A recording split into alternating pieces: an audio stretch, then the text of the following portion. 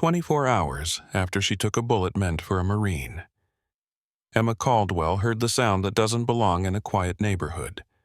Boots. Dozens of them. Perfect rhythm, closing in on her front door. Why would an entire Marine formation surround the home of a tired ER nurse who just wanted coffee and 10 minutes of peace? The night before, Marigold Diner smelled like buttered toast and old vinyl seats. Neon buzzed in the window. Emma sat alone, scrub's wrinkled hands wrapped around a mug too hot to drink, telling herself she'd make it home without thinking about the people she couldn't save.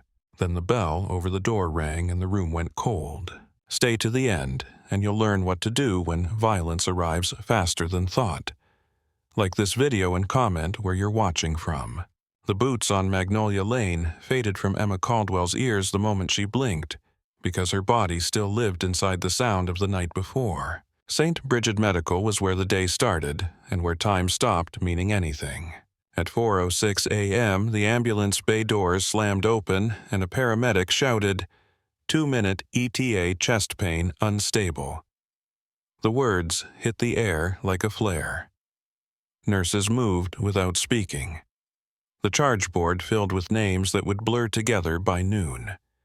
The fluorescent lights stayed the same color no matter how many lives passed under them. Emma clocked in, washed her hands, and tied her hair back with a rubber band that snapped once and held on anyway. Her scrubs were already wrinkled from the dryer. Her coffee was already cold. Caldwell. Charge nurse Lila Harper called, not looking up from the tablet. Lila had the kind of voice that made people stand straighter, and the kind of eyes that noticed everything. Trauma 2. Motor vehicle collision. They're 5 out. Emma nodded once. She didn't say she was tired. Everybody was tired. She didn't say her left leg had started aching before sunrise the way it did when the weather changed. That kind of pain had a schedule of its own, and it never asked permission. The first patient was a teenage boy with blood in his hair and glass dust embedded in his cheek. He kept trying to sit up. He kept asking for his mom. Emma's hands held his jaw still while someone cut his shirt away, and the monitor traced a jagged green line across the screen. "You're doing good," Emma told him. Her voice stayed even. "Look at me. Keep looking at me." His eyes found hers. Fear softened into focus. It was always the same at the beginning. People needed a place to land. Emma made herself that place because she knew what it felt like to have nowhere else to put the panic. By 6:30 a.m., she had packed gauze into a deep laceration, started 2 IVs on veins that tried to disappear, and held pressure on a wound with both hands until her wrists burned. She didn't notice the blood on her shoes until someone else pointed it out. By 8:12 a.m., she ran a code. The man's name was Robert Haynes, 47, father of 3. His wife arrived in the waiting room with her hair still wet from the shower and her coat half-buttoned like she had been in the middle of ordinary life when the phone call split it open. "Pulse check," the doctor called. No pulse, someone answered. "Resume compressions." Emma counted under her breath, the numbers steady, her palms driving down on the center of his chest. 1 and 2 and 3 and 4. She watched the rhythm of her hands and refused to look at his face for too long. Faces could crack you. Numbers kept you whole. 38 minutes later, the physician stepped back and said the words everyone heard but nobody ever got used to. Time of death. The room didn't go silent. It never did. Someone pulled the sheet up, someone unplugged a line, someone wrote the time. A nurse wiped the counter. Another call came in. The next ambulance was already on the way. Emma walked into the supply room and stood there with her hands on the metal shelf, breathing through her nose, eyes open, staring at saline bags like they could explain why some people stayed and others didn't. Lila found her there. "Emma," Lila said softer than she ever sounded on the floor. "Go take 5. I'm fine." Lila's gaze slid to Emma's hands. They trembled just a fraction the way hands did when adrenaline drained out and left the muscles empty. "You're not?" Lila replied. You're working like you're trying to outrun something. Emma's jaw tightened. We don't have time. Lila held her eyes. You're allowed to breathe. Allowed. The word landed wrong. Emma didn't know what to do with permission. She washed her hands until the skin went pink and raw, then went back out. By noon, she had stabilized a diabetic and crisis-started antibiotics on an elderly woman with sepsis and talked a frightened intern through a bad stick on a combative patient. Emma never raised her voice. She didn't need to. When she spoke, people listened because she spoke like she expected obedience, not agreement. In the break room, the other nurses talked about weekend plans and the new restaurant by the river. Emma sat at the edge of the table and drank water, her mind half present, half elsewhere. A younger nurse named Kayla tried like she always tried. Emma, you ever go out after shift? There's this place downtown with live music. My boyfriend's band is playing. Emma didn't look up from her cup. No, Kayla didn't take it personally. She had learned not to. Okay, just thought I'd ask. Emma nodded once, and Kayla retreated into the safety of other conversations. It wasn't that Emma disliked people. It was that closeness cost something, and she had already paid too much. Her phone buzzed once around 2:20 p.m., a number she didn't recognize. She let it go to voicemail. Another buzz came 10 minutes later. She ignored it too. When the shift finally loosened its grip, it was 3:00 p.m. on a Tuesday, and Emma's body felt like someone had poured sand into her joints. She signed out her last patient, checked her charts, and peeled off her gloves with slow fingers. Lila met her by the time clock. "You're done," Lila said. It wasn't a suggestion. It was an order dressed up as concern. "Go home." Emma tried to smile. It came out thin. "I just need coffee." Lila's eyes softened again, and that softness made Emma uncomfortable. "Get your coffee, then sleep." Emma nodded and left before the kindness could settle on her shoulders and feel like weight. Outside the parking lot baked in late afternoon heat. Oak Hollow was small enough that the hospital was one of its few tall buildings. Beyond the lot, pines stood rigid in the sun, and the sky was the kind of blue that looked painted. Emma slid into her car and didn't turn on the radio. Sound was too much after 16 hours of alarms and voices and crying. She drove with both hands on the wheel, and her jaw clenched like she was holding something back. Her left leg hurt with every press of the pedal. It was a deep ache that lived in the bone, the kind of ache that didn't belong to this life. She had been offered surgery once, years ago. Removal of metal fragments that had no business being inside a human body. The doctor had called them remnants. Evidence, a routine procedure. Emma had said no. Routine was a word for other people. Her house was 20 minutes away, quiet, empty, and full of air that never moved. She could picture it as she drove. The couch, the dim hallway, the silence that waited for her like a patient waiting to be triaged. She could do that. She could go home and sit in the dark and let the day replay behind her eyes. But she didn't. Instead, she turned off Maple and drove toward Marigold Diner.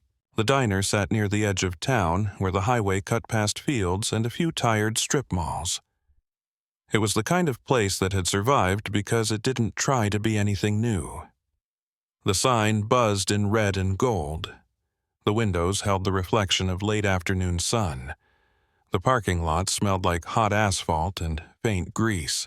Emma liked it because nobody there asked questions. They called you Hun. They refilled your cup.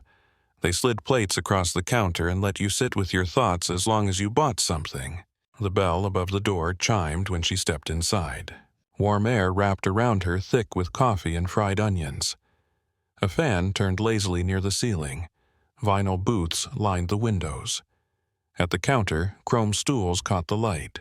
Bethany Cole was behind the register wiping down the counter with a rag that had seen better decades. Bethany had been working there since before Emma moved to Oak Hollow. She knew everyone. She asked gentle questions, the kind that didn't press. Emma wasn't one of the regulars in the way the retirees were. She didn't have a favorite booth. She didn't chat about her day. But Bethany remembered her anyway. "Hey, sweetheart," Bethany said. "Long shift." Emma's shoulders rose and fell. Long. "Coffee's fresh."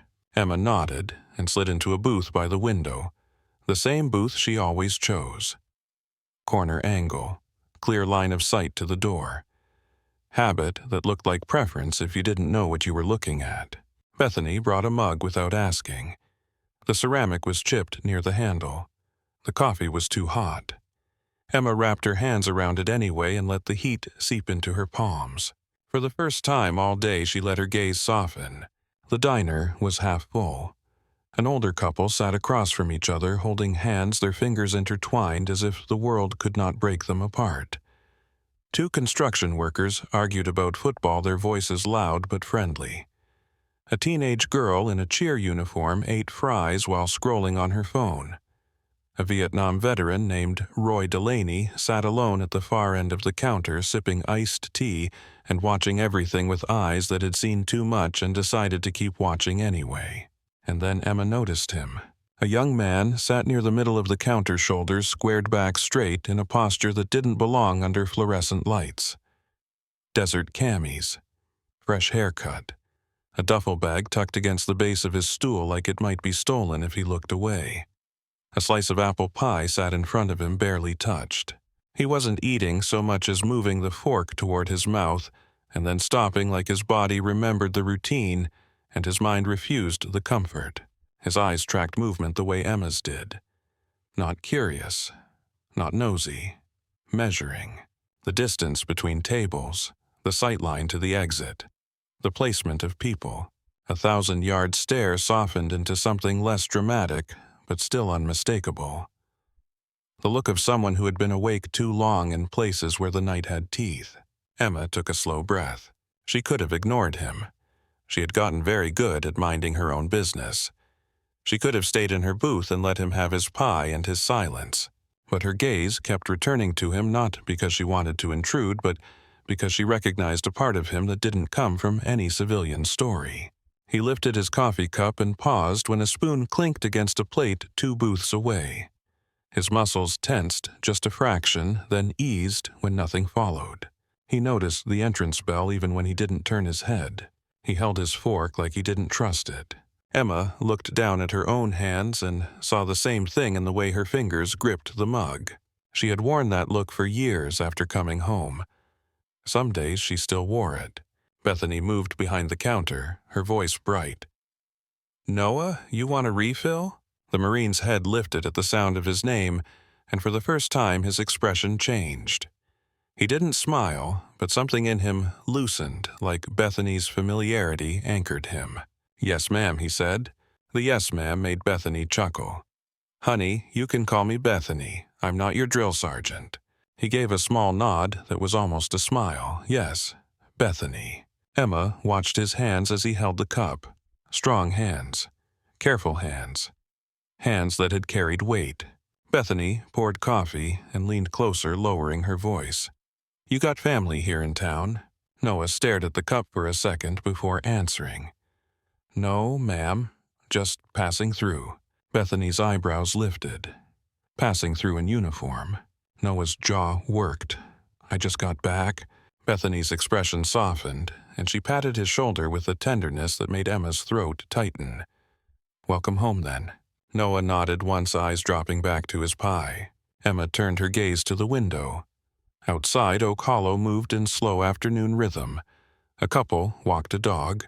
A pickup truck rolled past. Life continued like it always did, like it had never seen war, like it had never heard the word medevac. Emma told herself again that she wasn't going to get involved. She didn't know him. She didn't know his story. The urge to say something rose in her throat and died there. "Thank you for your service" felt empty. "I know what you're going through" felt like a lie. Nobody ever knew exactly what you were going through. They only knew their version, their scars, their ghosts. Emma took a sip of coffee and flinched at the heat. She welcomed the small sting. It kept her anchored. At the counter, Roy Delaney cleared his throat. "You boys coming back these days got it easier," he said, not cruelly. just with the rough honesty of an old man who had carried his own war for half a century. Noah turned his head slightly. "Yes, sir." Roy took a long sip of iced tea, then set the glass down with a soft clink. "Still ain't easy." Noah's eyes met Roy's and something passed between them that didn't need words. Recognition. Shared weight. Different eras, same burden. "No, sir," Noah replied. Roy nodded once, satisfied, then looked away. Emma watched that exchange and felt something in her chest shift. She had always hated being seen. Not because she feared judgment, but because being seen meant being known, and being known meant questions, and questions led to places she had locked shut. She had built her life on controlled distance. Work, home, sleep. Repeat. The hospital consumed her hours. Silence consumed her nights. It was easier that way. Then she looked at Noah again and saw the same controlled distance, the same careful separation from the world around him, like he was afraid one wrong move would set off something he couldn't stop. The construction workers laughed too loud. A child in a booth near the door dropped a spoon and cried. Bethany soothed the child with practiced patience. Noah's shoulders tightened at the sudden sound. His eyes flicked to the door and then to the corners of the room. His breathing stayed steady, but his gaze sharpened. Emma recognized the math running behind his eyes. She set her mug down slowly. The ceramic tapped the table. Noah's gaze flicked toward her without him meaning to, then back to his plate. Reflex awareness, the kind of awareness that never fully turned off. Emma's phone buzzed again in her pocket. She ignored it. The message could wait. Everything outside this diner could wait for 10 minutes. She let herself imagine a different version of this moment. A version where she got up, walked to the counter, and said, "I was there too. I know what it feels like to come home and not fit back inside your own skin." But she didn't move. Instead, she sat in her booth and let the quiet settle. The diner's sounds formed a soft blanket, forks against plates, coffee pouring, Bethany's small laugh, Roy's ice clinking in his glass. Emma's shoulders lowered. For a handful of breath, she let herself be just a tired nurse in a booth, not a former combat medic, not a woman with metal in her leg, not someone who heard the past in every sudden noise. She stared at the steam rising from her mug and let her mind go blank. The bell above the door chimed again. It was the same bell, the same bright sound, but this time the sound landed wrong in Emma's nervous system like a note played slightly out of tune. Her gaze lifted to the door. 3 men stepped inside. The air changed, subtle at first, then immediate, like someone had turned down the temperature without touching a thermostat. Emma's fingers loosened around her mug. Noah's shoulders went still at the counter. Bethany's smile faltered for the length of a heartbeat, and Emma watched the lead man's eyes sweep the room with a calm that had nothing to do with hunger. The lead man didn't hesitate at the threshold. He didn't blink at the warmth, the chatter, the smell of food. He stepped into Marigold Diner like he owned the air inside it. A ski mask covered his face, but it couldn't hide the discipline in his movements. His shoulders stayed level. His head turned in controlled increments. His pistol stayed low but ready-angled so it could rise in a clean line. The second man followed too close. Thinner, twitchy. His mask shifted as he breathed too fast. His gun wobbled, tracking nothing and everything at once. He kept licking his lips like he was trying to moisten fear. The third man came in last, eyes too bright behind the cutouts. He moved like a spark jumping from wire to wire. His hands were restless fingers flexing around the grip like it was alive. Bethany Cole froze behind the register. Her rag hung in midair. The construction worker's argument died mid-sentence. A fork clattered against a plate near the window. The older couple at the far booth tightened their hands together, knuckles whitening. Emma Caldwell didn't move. She didn't duck. She didn't stare either. She let her gaze rest on the lead man's hands, his stance, the way his weight was balanced on the balls of his feet. Her heart rate climbed, but her face stayed still.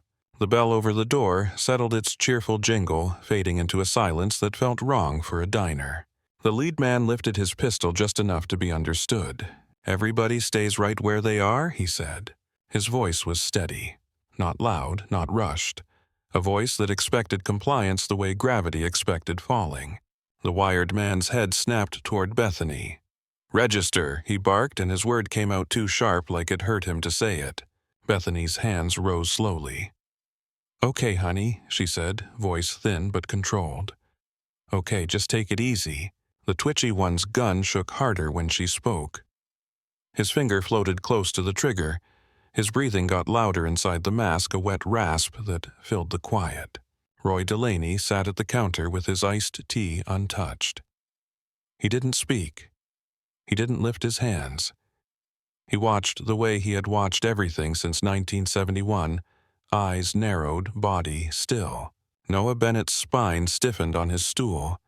Emma saw it in the shift of his shoulders. She saw the way his posture sharpened without him choosing it. The way his head angled slightly toward the nearest exit. He was trying to understand the rules of this new fight. Emma took one slow breath through her nose. She let it fill her lungs. She let it out without sound. The lead man's eyes swept the room again, muzzle tracking with his gaze. He did it like he had been taught to clear a space catalog, threats identify the ones who would resist. His pistol lingered for a fraction on Roy, then moved on. The wired man stepped closer to the counter, gun up now, shaking with adrenaline that made him too eager. "Open it," he snapped at Bethany. "I am," Bethany said, and her fingers fumbled with the register latch because her hands knew what to do, but her nerves wanted to run. The register popped open with a ding that sounded obscene in the silence. The twitchy one flinched at the sound. His gun jerked upward. A woman near the window let out a small gasp, barely more than a breath. The twitchy one's eyes widened behind his mask. His trigger finger tightened. Emma saw it happen in slices. Finger, trigger, panic, the lead man's head turning too late. The first shot exploded into the ceiling. Tile blew apart. Dust and fragments rained down in a dirty cloud. People screamed. Chairs scraped. Someone knocked over a glass and it shattered on the floor, bright and sharp under fluorescent light. The wired man cursed, voice cracking. "What the hell, Trent?" Trent, the twitchy one, stared at his own gun like it had betrayed him.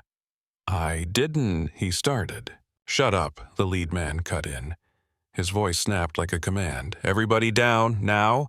The diner went from frozen to chaos in a single breath. The construction workers dove under their table. The older couple slid down in the booth, the husband folding his body over his wife.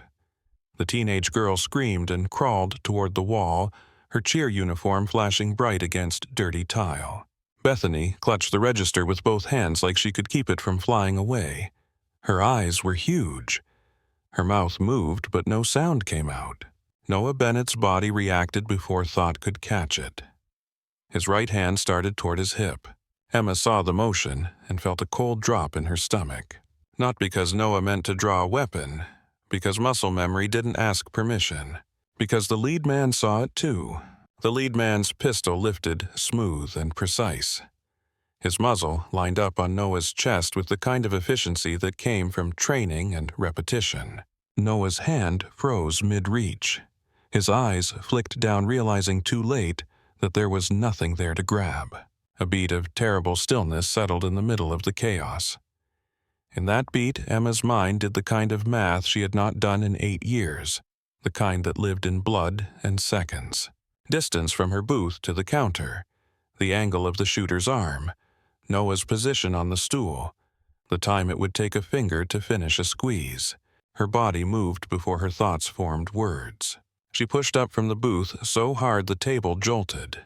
Her chair screeched backward. "Get down," she shouted. Her voice wasn't a plea. It was a command that carved through panic and landed where it needed to land. Noah turned his head, startled by the authority in it. He began to shift on the stool, but his body had chosen wrong for the space he was in. He started to rise instead of dropping. Emma crossed the floor in 3 long strides. Her left leg protested. The old ache flared, but adrenaline burned over it like gasoline over a flame. The lead man's finger tightened. Emma launched. She hit Noah at the ribs and shoulder, driving him off the stool. Metal clanged as the stool tipped. Noah hit the tile hard, breath knocked out of him. Emma came down on top of him, spreading her body wide, pressing him into the floor with both hands. The second shot cracked. Emma felt impact like a sledgehammer in her left thigh. A brutal punch that buckled her spine. Heat flared outward, blinding. Her vision narrowed to a tunnel for half a second. She bit down so hard her jaw ached. The pain came after white and total. It roared through her nervous system loud enough to drown sound. She didn't scream. She held Noah down harder. Noah tried to push her off, reflexive, panicked. "You're hit," he choked out. Emma's breath came in sharp pulls. Her hands shook once and steadied. "Stay down," she rasped. "Do not move." Noah's eyes were wide, fixed on her face, then flicking down as he felt something warm soaking through his uniform. Emma felt blood pooling under her thigh, spreading fast across tile. She knew that kind of warmth. She knew what it meant when it kept coming. The lead man stared at Emma for a heartbeat, and that heartbeat held confusion. A nurse in scrubs, a civilian, a woman who moved like someone trained to close distance under fire. His head turned slightly as if trying to place her in a category that made sense. Then his eyes sharpened. He scanned the room, saw people moving, saw phones being grabbed, heard distant voices outside rising in alarm. He made a decision. "Move," he hissed. The wired man scooped a handful of bills from the register, stuffing them into a bag with trembling hands. His gun swung wildly, catching faces, catching fear. Trent's gun shook as he backed toward the door. "I didn't mean to," he kept whispering, like saying it could undo it. The lead man stepped backward, pistol still trained. His eyes flicked from Emma to Noah to Roy and back, measuring whether anyone would chase. Roy Delaney's hand slid slowly toward his iced tea. The lead man caught the movement and his muzzle snapped toward Roy's head. Roy stopped. He didn't raise his hands. He didn't flinch. He only looked back, calm as stone. The lead man held the aim for a breath, then moved again, pulling the other two with him. The bell over the door jingled as they fled. It was the same cheerful sound as before. It felt obscene. Silence crashed down after them, heavy and stunned. Then the diner erupted in noise, people crying, chairs scraping, Bethany sobbing as she leaned over the counter, someone shouting to call 911, someone praying out loud. Emma stayed on top of Noah. She could feel him breathing under her, fast and unsteady. She could feel his muscles tense, ready to spring up. She kept him pinned. Her vision pulsed at the edges. She tasted iron. Noah's hands hovered at her shoulders, not daring to shove her, not knowing where to place his strength. "Ma'am," he whispered. "Please, you need help." Emma swallowed. It hurt to swallow. "Help them," she said, voice tight. "There's blood," Noah said, and his voice broke on the word. Emma's teeth clenched. She forced her eyes to focus. Her left leg was numb and on fire at the same time. The sensation didn't make sense, and she knew numbness could be worse than pain. "Look at me," she told him. Noah's gaze locked onto hers. "What's your name?" Emma asked. Noah blinked, confused by the question. "Noah. Lance Corporal Noah Bennett." Emma nodded once. She forced her breathing to slow. "Inhale, exhale. Control what you can control." "Noah," she said, "stay down." He swallowed. "Yes, ma'am." "I'm Emma," she added, and the name felt strange in her mouth, like giving it away cost something. "Emma Caldwell." Noah's eyes flicked down again. "Your leg." Emma didn't look. She already knew. She had felt the fracture in the impact, the sickening give of bone that should not give. Someone knelt beside them, Bethany's voice shaking. "Oh my God, Emma, honey." Bethany's hands hovered, useless, desperate. I'm calling right now." Roy Delaney slid off his stool with slow care, as if his joints were made of rust. He crouched beside Emma, and the movement cost him, but he did it anyway. His eyes met Emma's. "You still with us?" he asked, voice gravel. Emma managed a tight nod. Roy's gaze dropped to her leg. He didn't wince. He had seen worse. He had lived through worse. but his face hardened with something like respect. "Where's the wound?" he asked. Emma's breath hitched, left thigh. Roy's hand went to his pocket. He pulled out a folded bandana, worn and faded. "I got cloth," he said. "Pressure." "No tourniquet," Emma rasped automatically, then stopped herself. The word hung there, a flash of old training. She forced the focus back. "Just pressure, high." Roy nodded like he understood, even if he didn't know the terms. He pressed the bandana against her thigh above the wound with the heel of his hand. His grip was firm, practiced from decades of jobs and injuries, and not waiting for someone else to fix it. Emma's body arched in pain. A sound tore loose from her throat, not a scream, more like a broken breath. Noah's hands tightened on the tile. "Easy," he murmured, not sure who he was talking to, Emma or himself. "Hold," Emma said through clenched teeth. "Hold pressure." Roy pressed harder. "I got you," he said. Bethany hovered beside them, crying, "I'm so sorry. I'm so sorry." Emma's vision swam. She forced herself to stay present. She focused on details because details kept you awake. The pattern of the tile. The smell of burnt gunpowder mixing with bacon grease. The buzzing neon, the sound of someone in the corner vomiting into a trash can. She heard a woman sobbing, "My husband, oh God." Emma turned her head slightly and saw the older couple. The man was crouched low, shielding his wife. Both were shaking, but they were intact. Alive. A teenager was pressed against the wall, phone in hand, calling someone, voice high and ragged. The construction workers peeked out from under their table. One of them stared at Emma as if she was unreal. Emma's mouth went dry. She forced air into her lungs. Noah's face was close. His eyes were wide with shock and guilt. "You saved me," he said, voice barely audible. Emma blinked slowly. "You're fine," she whispered. "That's the job." What job, Noah asked, and it sounded like a child asking, because the world had stopped making sense. Emma swallowed again. She could feel herself slipping at the edges. She fought it. "Keep breathing," she told him. "Stay down, let them come." Sirens began as a distant wail and grew into a chorus. Red and blue strobes flashed through the diner windows, painting the booth seats with moving color. The first police officer burst in, gun drawn, eyes sharp.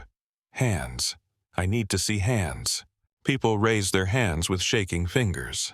Bethany pointed toward the door. They ran. 3 of them, masks, guns. The officer's gaze snapped to Emma on the floor. "Ma'am, are you shot?" Emma's voice came out thin, "Yes." "Where?" he asked. "Leg," Roy said, and his voice carried authority of its own. "I'm holding pressure." The officer crouched, eyes scanning for other threats. "Ambulance is coming," he said. "Tell them femur," Emma managed.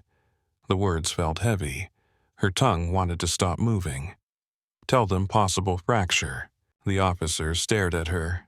"You're a nurse," he said, half question. Emma didn't answer. She didn't have spare breath for identity. The diner door opened again, and 2 paramedics rushed in with the gurney gear bags bouncing against their hips. They moved, fast faces set in professional focus. "Gunshot wound," the officer called. "Leg." The paramedics dropped to their knees beside Emma. One of them, a man with a close-cropped haircut, spoke in a calm cadence. "Ma'am, I'm Jason. This is Mariah. Can you tell me your name?" Emma's eyelids fluttered. "Emma Caldwell." Jason nodded. "Emma, stay with me. Where does it hurt?" "My thigh," she said then, her breath hitched. "Left." Mariah cut away the fabric of Emma's scrub pants with trauma shears. The sound of ripping cloth felt too loud. Emma stared at the ceiling tiles, trying not to look. Old instincts wanted to see the wound. New pain made her refuse.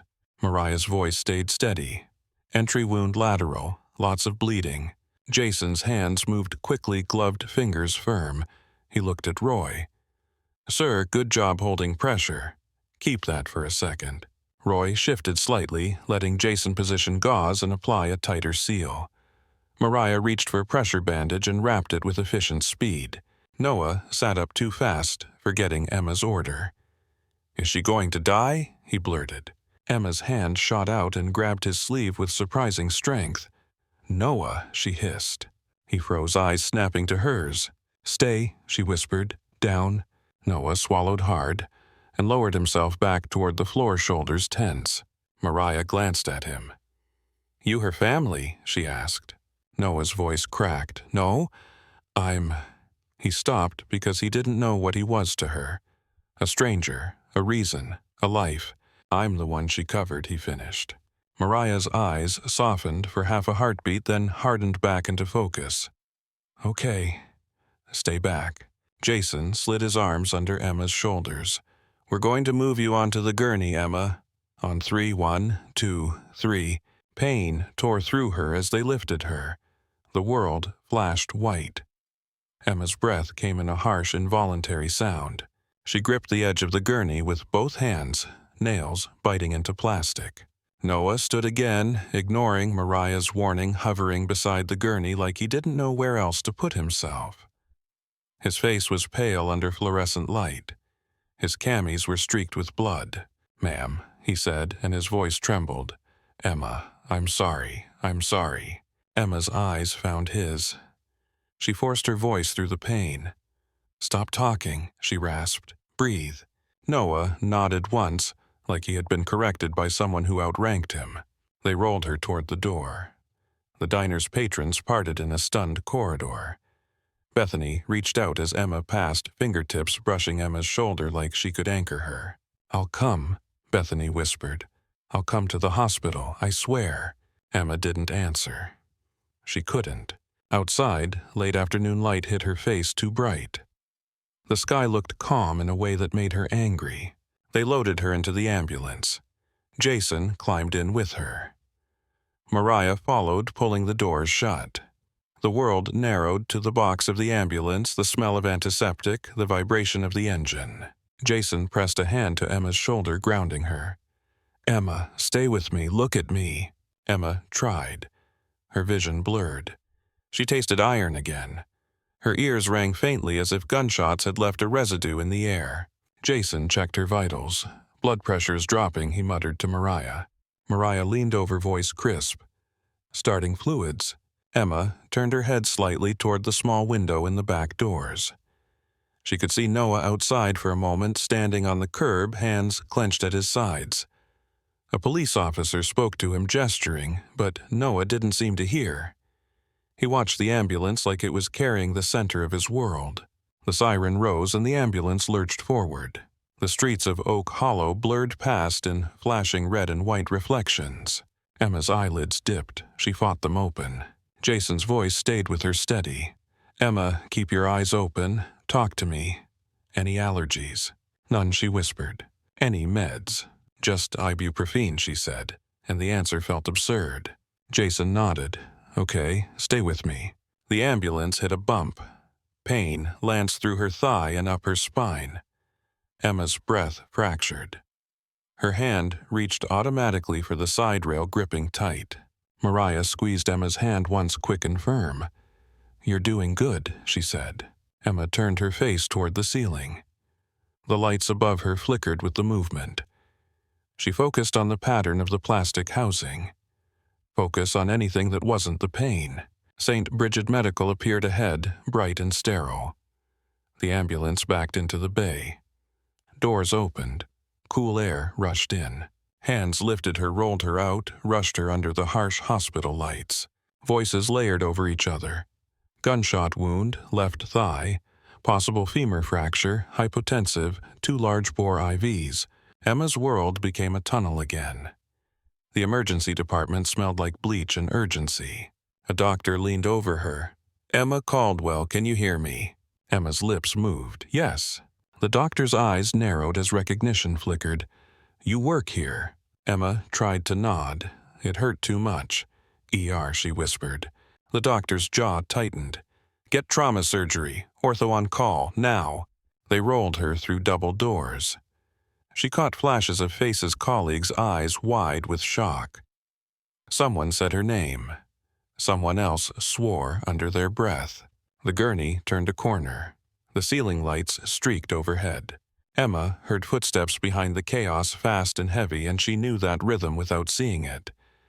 Someone running with purpose. Noah Bennett's voice broke through, breathless. "Where are you taking her?" A nurse blocked him with an outstretched arm. "Sir, you can't go back there." "She saved me," Noah said, and his voice cracked on the last word. "Please." The nurse's expression softened, but her stance held. "We're taking care of her. You need to wait." Noah stood there for a second, trapped between obedience and desperation. Then he nodded, once sharp like accepting an order. He followed at a distance until another set of doors stopped him. Emma didn't turn her head. She couldn't. She only heard the doors swing shut and the sound cut clean, leaving her with the hum of the hospital and the rush of her own blood. A surgical cap appeared above her. Another doctor's voice, calm and focused. "Emma, we're going to take you to imaging." A nurse slid a warm blanket up over her chest. The touch was gentle. Emma's eyes stung. "Stay with us," someone said. Emma tried to answer. Her mouth was dry. Her tongue felt heavy. They rolled her into radiology. The room went colder. The table beneath her was hard. A technician's hands guided her, careful but efficient. Emma stared at a blank patch of wall and forced her breathing to stay steady. Noah stood on the other side of a closed door somewhere, blocked by protocol and glass. Inside the machine whirred. Emma's eyelids fluttered again, and she held them open long enough to hear the doctor's voice, distant but real.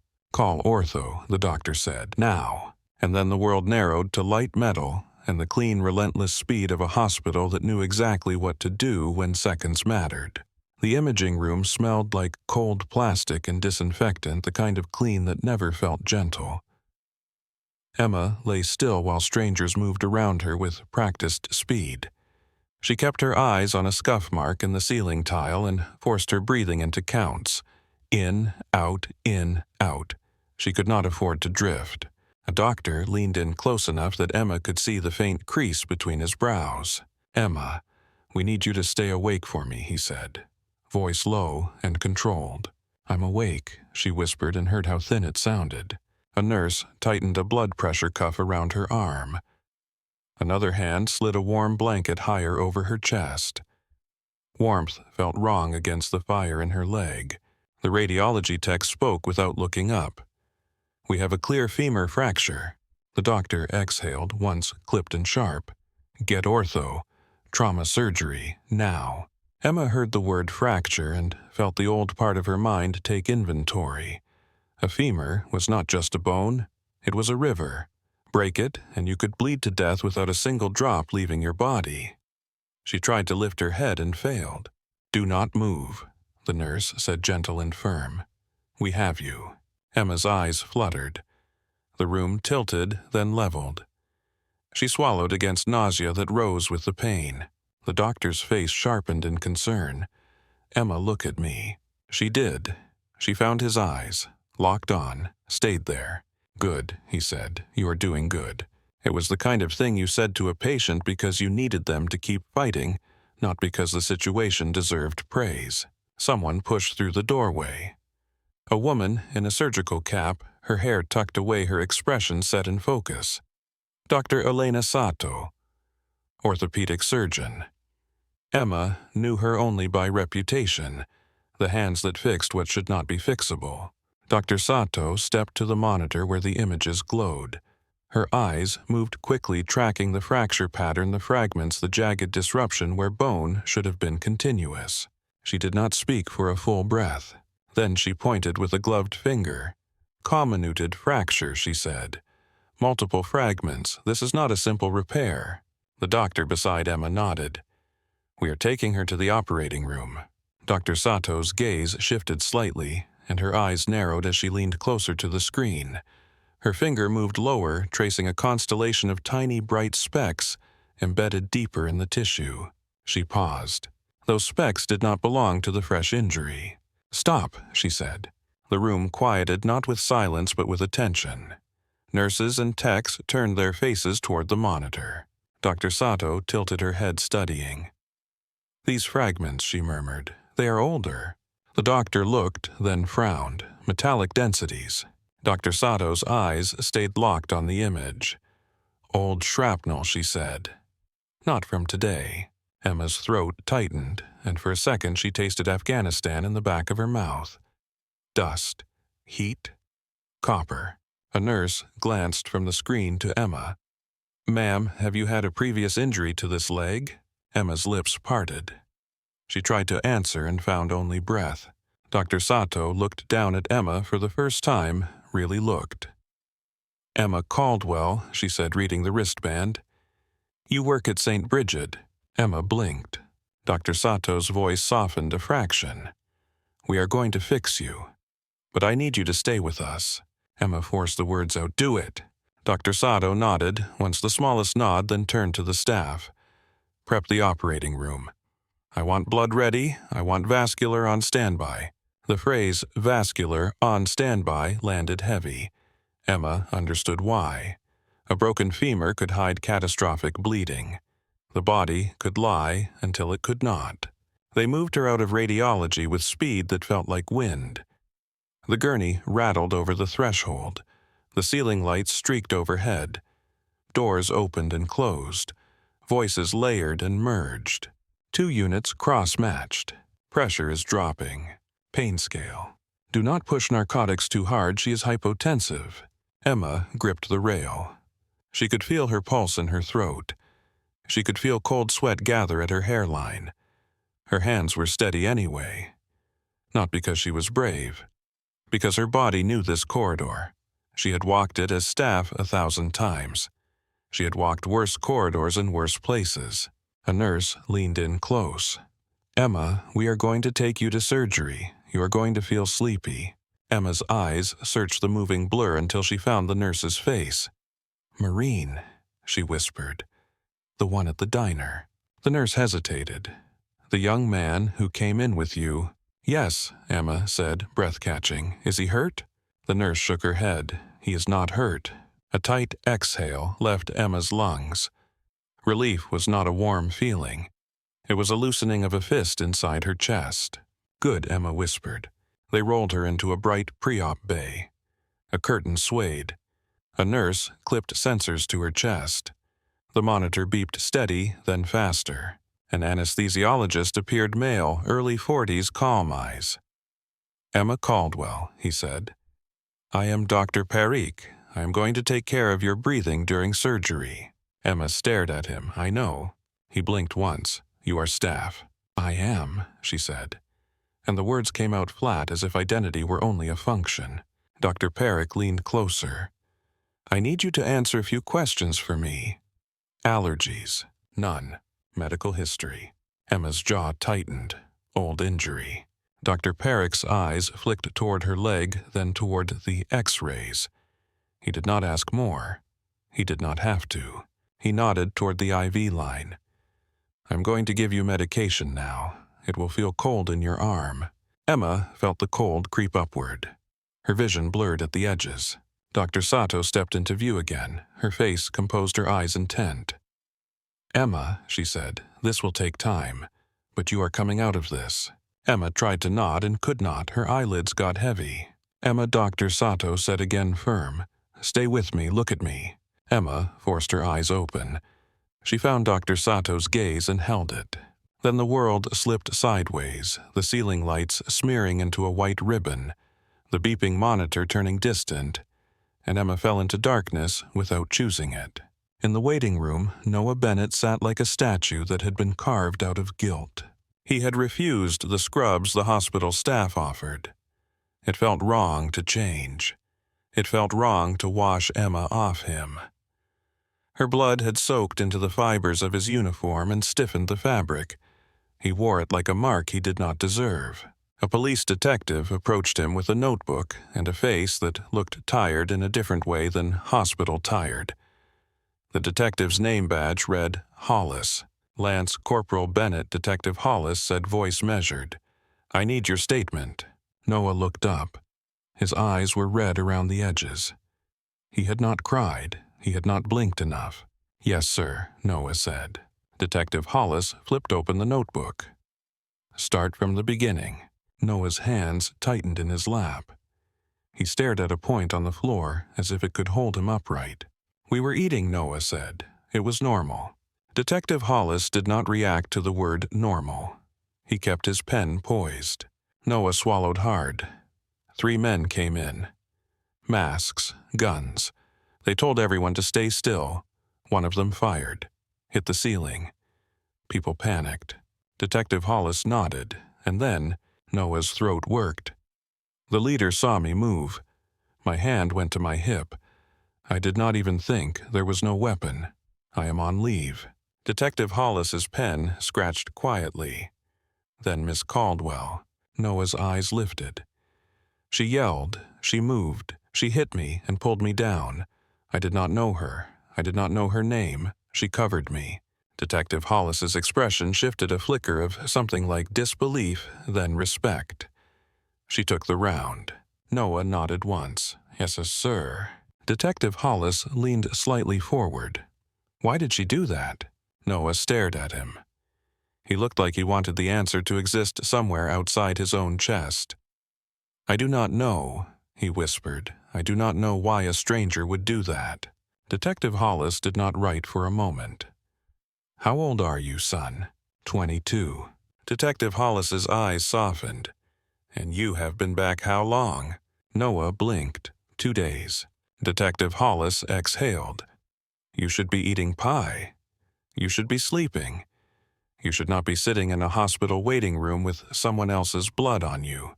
Noah's jaw clenched. "Yes, sir." Detective Hollis closed the notebook. "We're going to find them," he said. "I need you to stay available. Someone may have more questions." Noah nodded and watched the detective walk away. He stared at the double doors that separated him from the operating room and felt helplessness crawl under his skin. Frankly, helplessness was familiar. It was the feeling you got when you watched someone you cared about bleeding out and your hands could not stop it. Noah pulled his phone from his pocket. His fingers shook. He stared at the screen until the letters came into focus. He scrolled to the number he had been told to use if something went wrong. Major Allison Grant. He hesitated only long enough to feel fear about breaking protocol, then pressed call. The phone rang twice. Major Grant, a woman's voice, answered crisp and alert. Noah sat up straighter, as if the sound alone had snapped a string in his spine. "Ma'am," he said. "Lance Corporal Noah Bennett." A pause. "Bennett, you are on leave." "Yes, ma'am," Noah replied. His voice cracked on the last syllable. He cleared his throat. "Ma'am, I need to report an incident." Silence, then the major's tone sharpened. "Speak." Noah swallowed. "A nurse at a diner threw herself over me and took a bullet meant for me. She is in surgery right now." There was no sound for a beat. Then Major Grant said quietly, "Repeat." Noah repeated it slower this time. "She covered me. She took the round. Her femur is shattered. They took her back to the operating room." Major Grant's voice tightened. "Name." Noah blinked. "Emma Caldwell, ma'am." Another pause longer. Noah heard faint tapping in the background, keys being pressed. "Emma Caldwell," Major Grant said, and Noah could hear the shift in her voice, not louder but heavier, as if weight had settled into the words. "How old is she?" Noah's eyes squeezed shut.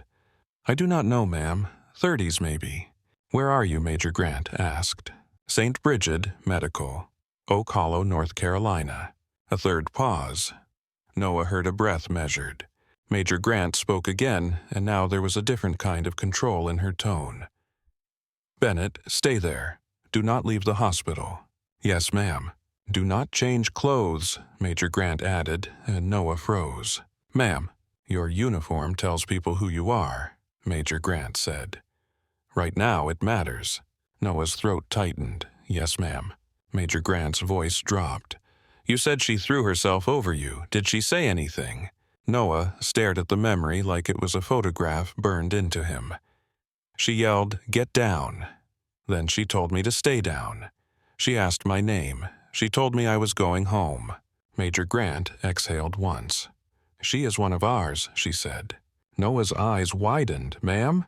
Major Grant's voice was quiet but absolute. 8 years ago, Emma Caldwell served with Marines as a combat medic attached to 2nd Battalion. She took off the uniform, but she did not take off the oath. Noah's chest tightened. He did not know what to do with the surge of emotion that came with that information. It made the story more real. It made the sacrifice more terrifying. Major Grant continued. Listen carefully, Bennett. You will be respectful to hospital staff. You will give statements if asked. You will stay available. Do you understand? Yes, ma'am. A beat. Major Grant's voice softened by a fraction. You did not ask her to do it. Noah's eyes burned. No, ma'am. You will not dishonor her by trying to pay for it with your own life, Major Grant said. You will do exactly what she ordered you to do. You will live. Noah swallowed hard. Yes, ma'am. Good, Major Grant said. Stay. The line went dead. Noah stared at his phone for a second, then lowered it into his lap. His hands shook again. He pressed his palms to his thighs until the tremor eased. Across the waiting room, a hospital volunteer was arranging magazines on a low table. A young couple sat hunched over, whispering into each other's hair. A father paced, eyes wide, shoes squeaking against the floor.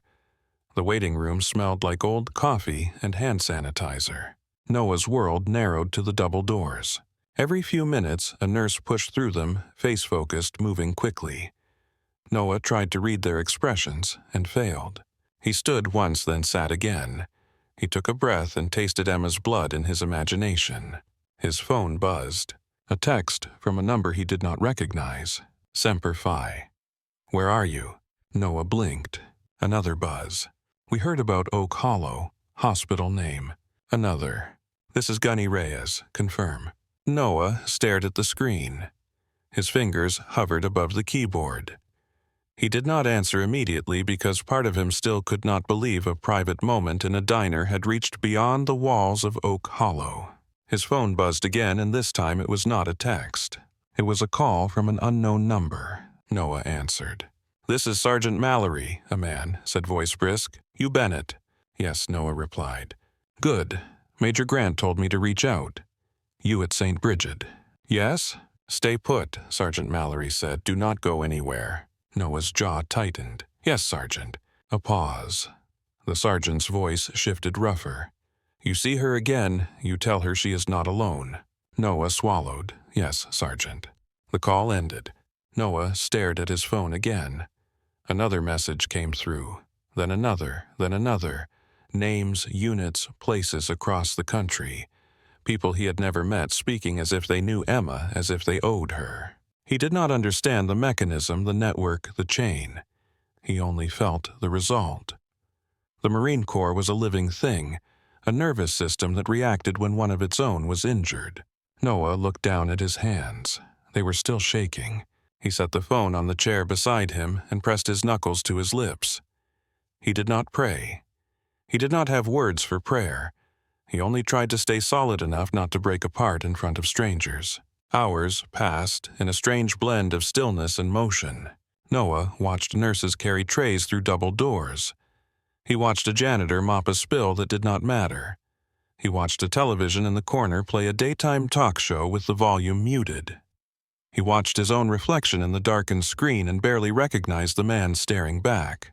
At some point, Bethany Cole arrived. She moved into the waiting room like someone walking into a church after an accident. Her face was pale. Her hands were still shaking. She carried a small paper bag from the diner with Emma's purse inside. Bethany's eyes found Noah and widened. She walked over and sat down beside him without asking. Noah, she whispered. They said your name. Noah nodded. His throat felt tight. Bethany's voice cracked. She came in there all the time, she said. Not to talk, just to sit. I never knew she was Bethany's words stopped and failed. Noah stared at the doors. Neither did I. Bethany rubbed her hands together as if trying to scrub off the memory. She looked so tired, Bethany whispered. She looked like she was holding herself together with tape. Noah blinked slowly. She moved like she was not tired. Bethany's eyes filled. I never even asked her about her life. I just refilled her coffee. Noah finally turned his head toward Bethany. That matters, he said. Bethany looked at him confused. Noah's voice was low. Sometimes that is all people can take. Just coffee, just quiet, just someone not asking too much. Bethany swallowed and nodded. I should have done more. Noah stared at the doors again. We all think that he said, and he did not know if he meant the diner or the war or both. A nurse appeared and walked toward them. Lance Corporal Bennett, she said. Noah stood so fast the chair scraped. Yes, Miss Caldwell is still in surgery, the nurse said. Dr. Sato wants you to know it is going as planned. Noah exhaled a breath he had been holding for hours. Thank you, he said. The nurse's gaze flicked to his uniform to the dried blood. Her expression softened. You can wait here, she added. Security has been notified. If anyone gives you trouble, tell us. Noah nodded. Yes, ma'am. The nurse walked away. Bethany's shoulders sagged. Going as planned, she repeated, voice trembling. That sounds good. Noah did not answer. He did not trust good. He trusted only next breath, next heartbeat. Behind those doors, the operating room was bright enough to erase shadows.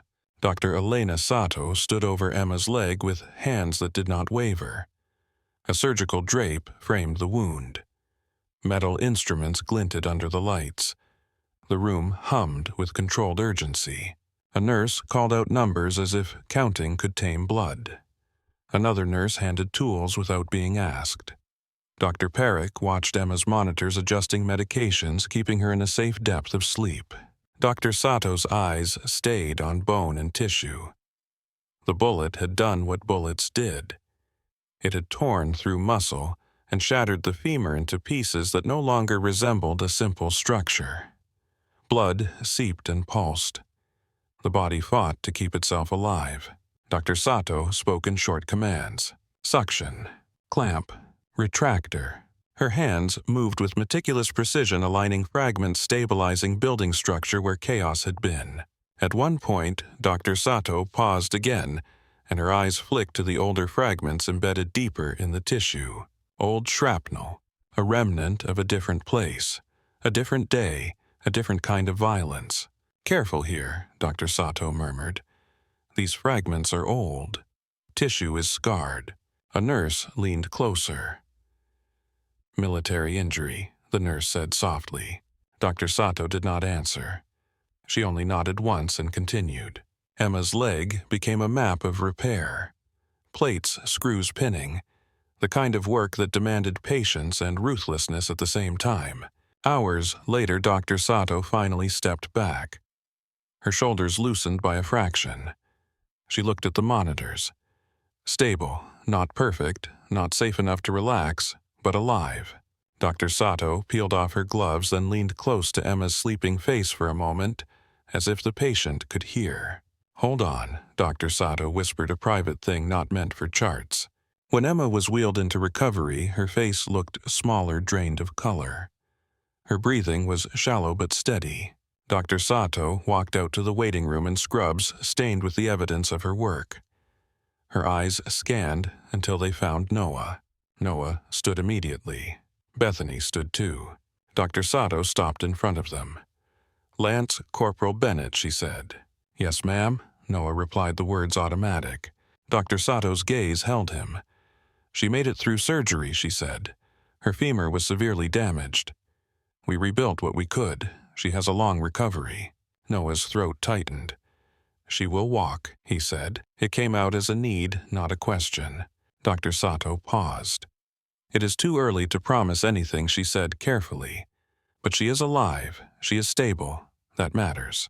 Noah nodded and felt his eyes sting. He blinked hard and kept his face still. Bethany covered her mouth with both hands and sobbed quietly. Dr. Sato's gaze shifted to Bethany. You are family, she said, not asking. You can see her briefly once she wakes. Bethany nodded, tears falling. Dr. Sato looked back to Noah. You can see her too, she said, but not now. Recovery is quiet. Let her wake slowly. Noah's shoulders sagged with relief he did not know how to carry. Thank you, he said. Dr. Sato nodded once, then turned and walked away, already pulled back into the river of the hospital. Noah sat down hard, As if his knees had finally remembered weakness, his phone buzzed again. More messages. More names. Someone asking for an address. Someone offering to cover expenses. Someone saying they knew Emma in Afghanistan. Someone saying she saved their brother's life. Noah stared at the screen until the letters blurred. He typed one response to Major Grant. She is out of surgery. Alive. The reply came almost instantly. Good. Stay present. Be steady. Noah set the phone down and stared at the floor. The hospital around him continued. People moved. Wheels squeaked. A code alarm sounded in the distance. Someone shouted for respiratory. The world did not pause for Emma Caldwell, even though it felt like it should. Several hours later, Emma woke up the way she had woken up in combat, half-oriented, half-lost body, heavy mouth dry. Her eyes opened to fluorescent light and the soft beep of a monitor. She tried to lift her head and found straps wire's weakness. A nurse appeared at her bedside, a young man with gentle eyes. "Hi," he said. "Emma, you are in recovery. You had surgery." Emma's voice came out raw, the Marine. The nurse blinked, then smiled, relieved by the clarity of her focus. "He is okay," he said. "Noah, he is waiting." Emma closed her eyes and exhaled. A sound of relief escaped her before she could stop it. "Pain?" the nurse asked. "How bad?" Emma's brows knit. She tried to assess. Her leg felt distant and on fire. Her body felt bruised and hollow. "Bad," she whispered. The nurse nodded. "We can help. We will be careful. Your blood pressure is still sensitive." Emma's eyes opened again sharp despite exhaustion. "No heavy narcotics," she rasped. The nurse paused. "We can give you something lighter. You do not need to suffer." Emma's jaw tightened. "I have seen the slope," she said. The nurse did not argue. He only nodded with respect. "Okay," he said. "We will manage it." The nurse adjusted her IV. "Your sister is on her way," he added. Emma's eyes narrowed. "How did you—" "Hospital policy," the nurse said gently. "She is listed as emergency contact." Emma tried to swallow. Her mouth was dry as sand. "I do not want media," she whispered. The nurse's expression shifted. "There are people outside," he admitted. "Not just media. There are Marines. Veterans. They heard." Emma's stomach tightened. Fame was not a comfort. Attention was not healing. It felt like exposure. "Tell them no," Emma said. The nurse nodded. "We will protect your room." Emma stared at the ceiling and listened to the hospital breathe around her. She tried to imagine herself as a patient, and the idea felt unreal. She was staff. She was the one who held pressure, who ran codes, who gave orders. Lying still felt like drowning. A soft knock came at the door. The nurse glanced up, then stepped aside. Hannah Caldwell entered like she had been holding her breath for miles. Hannah's eyes filled the moment she saw Emma. She crossed the room fast and took Emma's hand with both of hers. "Hey," Hannah whispered. "Hey, Em." Emma's throat tightened. "Sorry," she croaked. Hannah shook her head hard. "Do not," she whispered, voice breaking. "Do not apologize." Emma stared at her sister's face and saw fear there, raw and unmasked. Hannah squeezed her hand. "What happened?" she asked, and the question was not curiosity. It was need. It was a sister trying to stitch reality back together. Emma's eyes drifted closed for a moment, then opened again. "Diner," she whispered. "Robbery." Hannah's grip tightened. "And you?" Emma swallowed. "I did my job." Hannah let out a shaky breath. "They are calling you a hero," she said, voice tense. "There are reporters outside, people on the sidewalk. I had to park 2 streets over." Emma's mouth tightened. "I did not ask for that." "I know," Hannah whispered. "I told them you are not speaking to anyone. I told security to keep them away." Emma's gaze sharpened. "Good." Hannah brushed Emma's hair back with careful fingers. "You are stubborn," she said, trying to smile through tears. "You always have been." Emma's lips twitched. It was not quite a smile. "You should see me on morphine," she whispered. Hannah huffed a soft laugh that cracked into a sob. She pressed her forehead to Emma's hand for a moment and breathed. A nurse came in, checked Emma's vitals, adjusted her pain medication, spoke quietly to Hannah about visiting hours and recovery. Then the nurse left, and the room settled again. Emma stared at the wall. "Noah," she whispered. Hannah blinked. "The Marine." Emma nodded. Hannah's eyes softened. "He has been here the whole time," she said. "They offered him clean clothes. He said no." Emma closed her eyes. "Idiot," she whispered. Hannah squeezed her hand. "He looks like he is holding himself together by force." Emma opened her eyes again. "Let him in," she said. Hannah glanced toward the nurse station visible through the doorway. "They said brief," she murmured. Emma's voice sharpened with the same authority she used in trauma bays. "Let him in." Hannah nodded once and stepped to the doorway.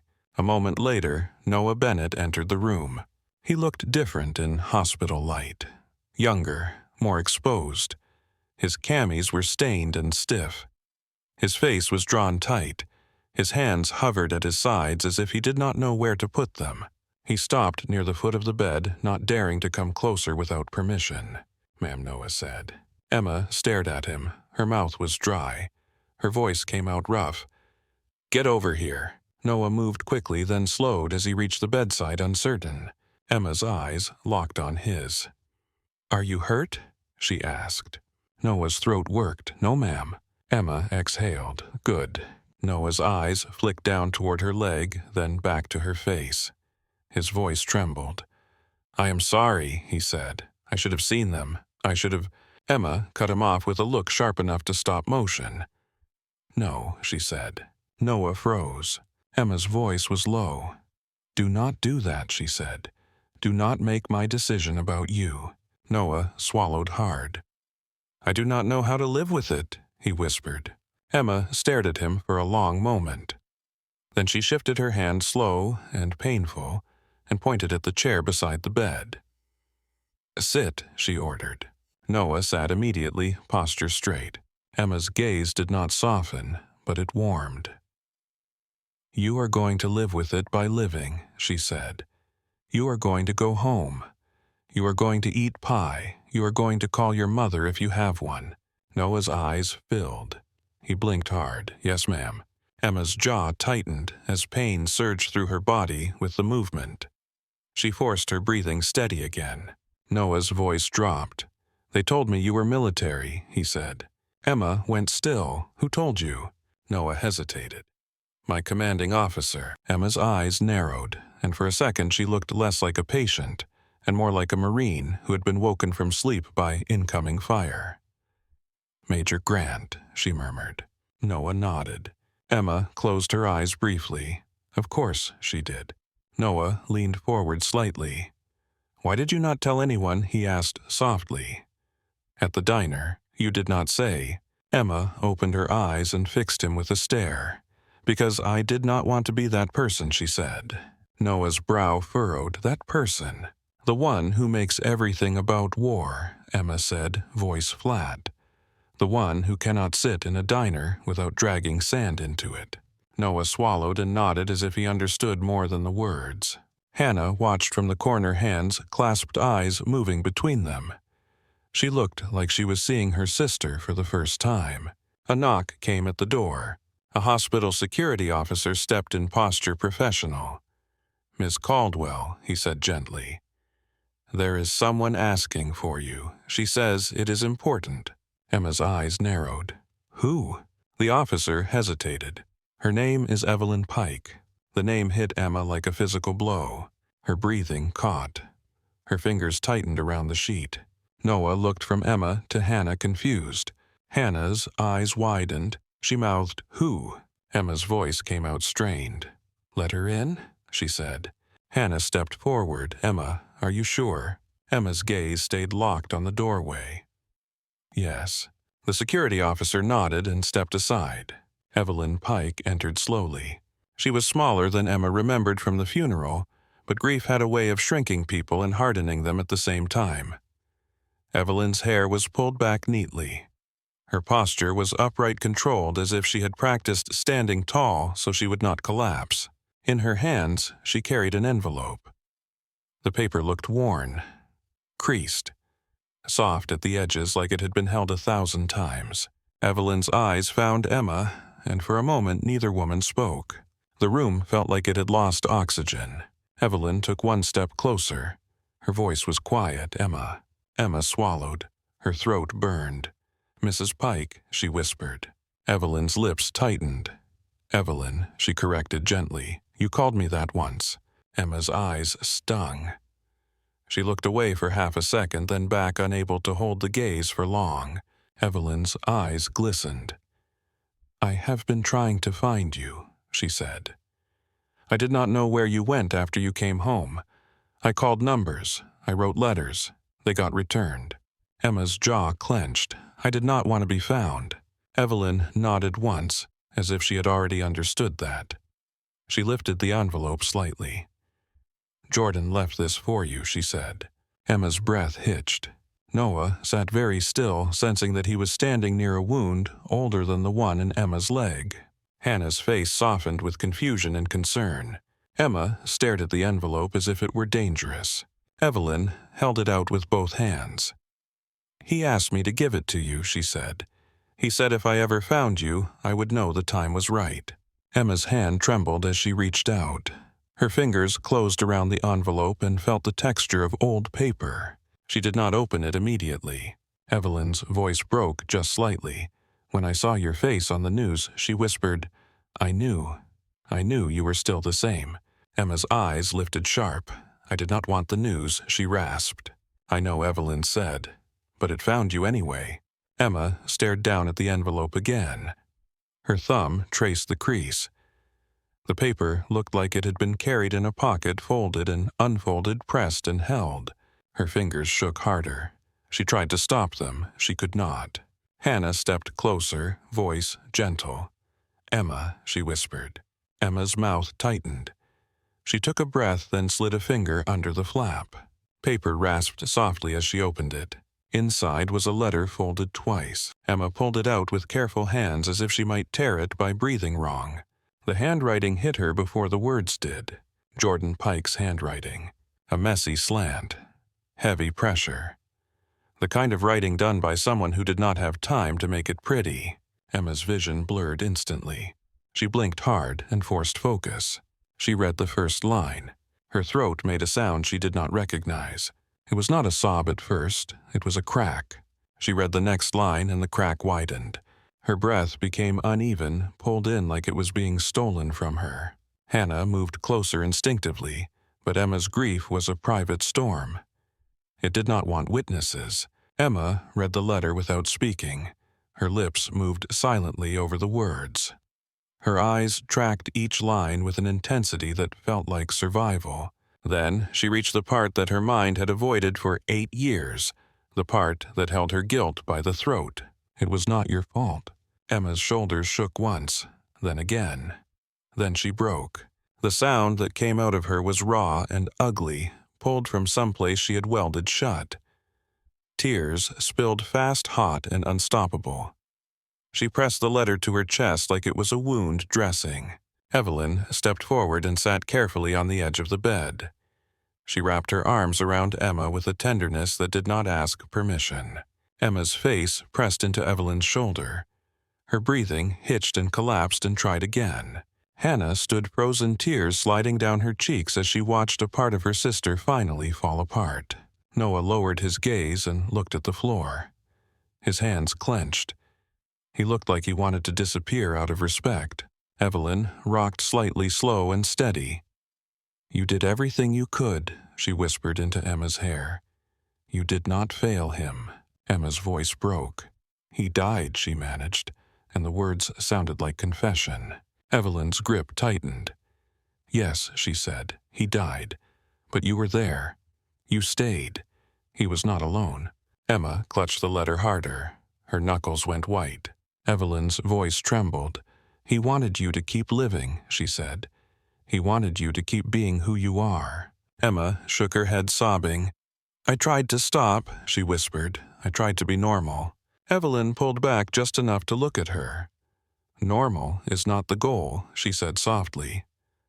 Whole is the goal. Emma's breath hitched. The word whole felt unreachable. Evelyn's eyes flicked toward Noah, then back to Emma. He would understand what you did at that diner, Evelyn said. He would be proud of you. Emma's eyes squeezed shut. She shook her head again, denial mixed with grief. I did not do it for pride, she whispered. I know, Evelyn said. That is why it matters. A nurse knocked gently and peeked into the room, then froze at the sight of Emma, crying. The nurse's face softened. I am sorry, the nurse whispered. I did not mean to interrupt. Evelyn lifted a hand slightly. Give us a moment, she said. The nurse nodded and closed the door. The room stayed quiet except for Emma's uneven breathing. Slowly, the storm eased. Not gone, never gone, but less violent. Emma wiped her face with the back of her hand, then immediately grimaced from the movement. Her leg throbbed. Pain reminded her the present was still real. Hannah stepped closer and touched Emma's shoulder gently. Who is Jordan? She asked, voice shaking. Emma swallowed. She stared at the letter in her hands. My best friend, she whispered. My brother. Hannah's eyes widened. You never told me. Emma's mouth tightened. I could not. Hannah's lips trembled. She nodded slowly, understanding in the way siblings sometimes understood without being told. Noah cleared his throat softly. Ma'am, he said. Emma looked at him, eyes still wet, face still pale. Noah's voice was careful. I am sorry for your loss. Emma held his gaze for a long moment. Then she nodded once, small. Thank you, she said. Noah's eyes dropped, then lifted again. The major, he began, then hesitated. Emma's gaze sharpened. Major Grant is calling people, she said, not asking. Noah swallowed. Yes, ma'am. Emma let out a slow breath. She cannot help herself, she murmured. Hannah glanced between them. Calling people about what Hannah asked. Noah hesitated again, then answered honestly. About Emma, he said, about what she did.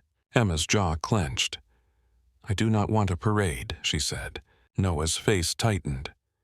It is not like that, he said quietly. It is just... He struggled for the words. It is how they are. Emma stared at the ceiling for a moment. The fluorescent light hummed. The monitor beeped. The hospital existed around her like a machine that did not care about feelings. Outside, noise rose faintly from the sidewalk. Distant voices. Movement. A camera shutter click. Emma's mouth tightened. Keep them out, she said to Hannah. Hannah nodded immediately. I will, she said. Evelyn stood slowly, careful, like her own joints carried grief weight. I will come back, she said to Emma, if you let me. Emma stared at her. The idea of letting anyone close felt frightening. But Evelyn's presence did not demand performance. It only offered truth. Emma nodded once. Okay, she whispered. Evelyn touched Emma's hand briefly. Rest, she said. Evelyn glanced at Noah as she passed him. Her eyes held him for a second, taking inventory. She seemed to see the guilt in him and the sincerity beneath it. Take care of yourself, Evelyn said to Noah, and the words landed like an order from someone who had learned the cost of not giving them. Noah nodded. Yes, ma'am. Evelyn left. The room quieted again. Noah sat back in the chair, hands clasped. Do you need anything? He asked Emma, voice low. Emma stared at him, then at Hannah. She felt suddenly exposed, not as a hero, not as a patient, but as a person whose carefully controlled life had cracked open in front of strangers. Water, she said finally. Hannah reached for the cup and helped Emma drink slowly.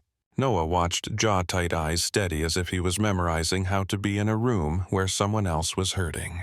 When Hannah set the cup down, Emma's eyelids drooped. The effort of crying had drained her more than the surgery. Noah stood uncertain. I should go, he said. Emma opened her eyes again. No, she said. Noah froze. Emma's voice was quiet but firm. Sit, she said. If you leave, you will pace the hallway and punish yourself. I do not allow that. Noah's lips parted. He looked like he wanted to argue, then thought better of it. He sat back down. Hannah watched the exchange with a strange mix of awe and sadness. You still talk like she started, then stopped. Emma's mouth tightened. Like what? Hannah swallowed. Like you are in charge. Emma stared at the ceiling. Someone has to be, she whispered. The nurse returned later with medication adjusted lighter, careful as promised. Emma accepted it without comment. The edge of the pain dulled slightly. Not gone. Just less sharp. Hours passed. Night settled outside the hospital, turning windows into dark mirrors. Noah's phone buzzed repeatedly. He ignored most of it. He answered only one call, stepping into the hallway to keep his voice low. Yes, Sergeant, she is awake. She is stable. A pause. Noah's shoulders stiffened. Yes, I will. He returned to the room and sat again. Hannah dozed in the corner chair, head tilted back, exhaustion finally catching her. Emma stared at Jordan's letter resting on her blanket. She did not reread it yet. She just kept it close as if the paper could keep her from falling back into numbness. Noah watched her. Do you want me to read it? He asked, softly, as if offering a way to lighten her load. Emma's gaze snapped to him. The suggestion hit a boundary. No, she said. Noah nodded immediately. Yes, ma'am, sorry. Emma's expression softened by a fraction. It is mine, she said, quieter. It has been waiting. Noah swallowed. Yes, ma'am. Emma's eyelids dipped again. She fought sleep at first, then let it come because exhaustion had finally outranked fear. As she drifted, her hand closed around the letter fingers, tightening as if the paper were a lifeline. Hannah woke briefly when a nurse came in to check vitals. She rubbed her face, then leaned forward and kissed Emma's forehead lightly, careful not to jostle her. Noah watched that small act with a distant expression. When the nurse left, Noah sat very still in the dim room and listened to Emma's breathing. It was the first quiet he had felt since the diner, and it did not feel safe. It felt like a pause between impacts. In the morning, Emma woke to sunlight cutting through the blinds, slicing the room into bright strips and shadow. The hospital sounded different in daylight. Less haunted, more busy. Hannah was awake, scrolling her phone with a grim expression. Emma's voice came out rough. What? Hannah looked up. People are still outside, she said. Security is holding them back. Emma's jaw tightened. Any media inside? Hannah shook her head. Not inside. Emma exhaled. Noah stood near the window, his posture rigid, as if he had been standing guard for hours. He turned at the sound of Emma's voice. Morning, he said, and it sounded strange, like morning was a normal thing. Emma stared at him. You slept. Noah hesitated. A little, he admitted. Emma nodded once. Good. A nurse entered with a clipboard. Miss Caldwell, she said. Dr. Sato will round soon. We are going to move you to a regular room today. Emma's eyes narrowed. Today. The nurse nodded. Your vitals are stable. You need rest. Emma stared at the ceiling. Rest was not something she had practiced. The nurse smiled gently. We will get you there, she said, then left. Hannah leaned forward. Emma, she said softly, you cannot go back to work. Emma's gaze snapped to her sister. I am not going back today. Hannah's mouth tightened. You know what I mean. Emma looked away. She did not answer. Noah's voice was quiet. She will go back, he said, not challenging, simply stating what he had already learned about her. Emma's lips pressed together. Do not speak for me, she said. Noah nodded. Yes, ma'am. A while later, Dr. Elena Sato arrived. She stood at the foot of Emma's bed with a tablet and the calm authority of someone who carried hard outcomes in her hands every day. Emma, Dr. Sato said. Surgery went well.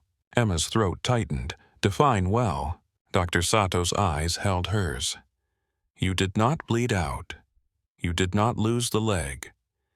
Your vessels are intact. Your bone is stabilized. That is well. Emma swallowed. Pain.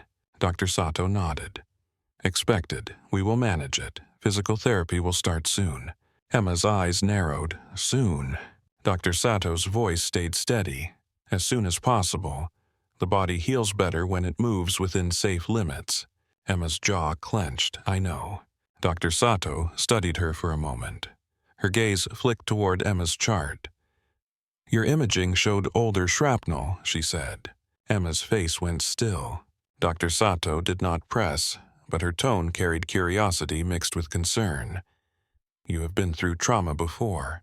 Emma stared at the blanket. Dr. Sato's voice softened. "You do not have to tell me details, but it helps us to know if you have a history of pain medication problems." Emma's eyes lifted sharp. "I do not." Dr. Sato nodded. "Okay, we will be careful anyway." Dr. Sato glanced toward Noah, then back to Emma. "Your friend has been here," she said. Emma's mouth tightened. "He is not my friend." Noah's posture stiffened. Dr. Sato's eyebrows rose slightly, then she gave a small nod as if accepting the correction. "The Marine," she said. "He can visit, but you need sleep." Emma exhaled. "Fine." Dr. Sato stepped closer, voice lower now. "Emma," she said, "you saved a life." Emma's eyes flashed. "Do not." Dr. Sato held her gaze. "It matters," she said, not arguing, simply stating. Emma looked away again, unwilling. Dr. Sato left after a few more instructions, leaving nurses to move Emma to a quieter room. When they transferred, her pain shot through her leg so hard it made her vision spark. Emma bit down on a sound and focused on breathing until the world steadied. In the new room, the light was softer. The hallway outside was quieter. The blinds were half open. A bouquet of flowers sat on the counter, already delivered with a card Emma had not asked for. Hannah stared at the flowers with irritation. "How did they even know where you are?" Emma's voice was flat. "They always find you." Noah stood near the door, uneasy. "I can tell them to stop," he offered. Emma's gaze snapped. "You cannot tell Marines to stop being Marines." Noah swallowed. "Yes, ma'am." Hannah rubbed her face. "I just want you safe," she whispered. Emma's eyes softened for a fraction. "I am safe," she said, but the words did not feel true. The nurse returned with a stack of cards, and a small gift bag placed them gently on the counter. "These came in for you," she said. Emma stared at them as if they were suspicious packages. The nurse smiled. "Some are from your coworkers," she said. "Some are from strangers." Emma's jaw tightened. "Why?" The nurse's expression turned solemn. "Because people saw what you did," she said. Emma did not answer. The nurse left. Hannah picked up one card and read the front. Her eyes widened. "This one is from someone in California," she murmured. Emma stared at the ceiling. "Do not read them," she said. Hannah hesitated. "Why?" Emma's voice was quiet. "Because then it becomes real." Hannah's eyes filled. "It is real," she whispered. Emma's hand tightened around Jordan's letter under the blanket. "I know," she whispered back. Noah stood still, then spoke softly. "I need to step out," he said. "The detective is waiting." Emma's eyes opened. "Go," she said. Noah nodded and left. Hannah watched him go, then looked at Emma. "He is carrying it," she said. Emma's gaze stayed on the ceiling. "So am I," she replied. Hannah's voice trembled. "Why did you do it?" Emma's jaw tightened. She did not answer immediately, not because she did not know, but because the truth was too large for a clean sentence. "I saw it," Emma said, finally. "I saw the muzzle line up. I saw his hand move. I saw the moment." Hannah swallowed. "And you just—" Emma's eyes closed. "Yes," she whispered. Hannah shook her head slowly. "You could have died." Emma's voice stayed flat. "I know." Hannah leaned closer. Anger and fear tangled together. "So why?" Emma opened her eyes and looked at her sister. "Because I could not watch another one die," she said. Hannah froze. Emma's throat tightened. "I have watched enough," she whispered. Hannah's face softened, understanding arriving like dawn. "Jordan," she whispered. Emma did not answer. She did not need to. Hannah reached out and took Emma's hand gently. "I am here," she said. Emma stared at their joined hands. It felt unfamiliar, being held. Outside the room, a murmur of voices drifted down the hallway, distant and controlled by security. Emma turned her face toward the window and watched sunlight flicker across the blinds. For a long moment she did nothing but breathe. Then she unfolded Jordan's letter again with careful hands and read it a second time slower, letting the words settle where they belonged. When she finished, she folded it and slipped it back under her palm. Hannah watched her. "Do you want to talk about him?" she asked.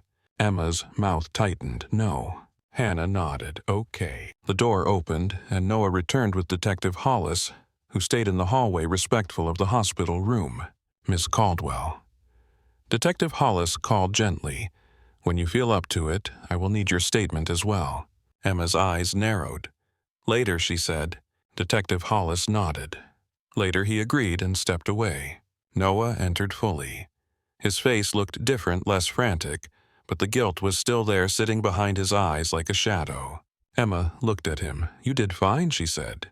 Noah blinked, surprised. "Ma'am?" Emma's voice was quiet. "You stayed," she said. "You called. You waited. That matters." Noah swallowed hard. "Yes, ma'am."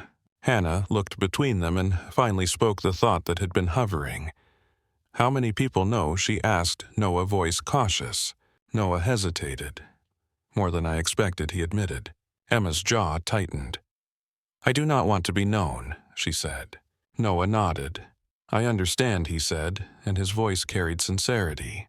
Emma stared at him. "Do you?" Noah held her gaze.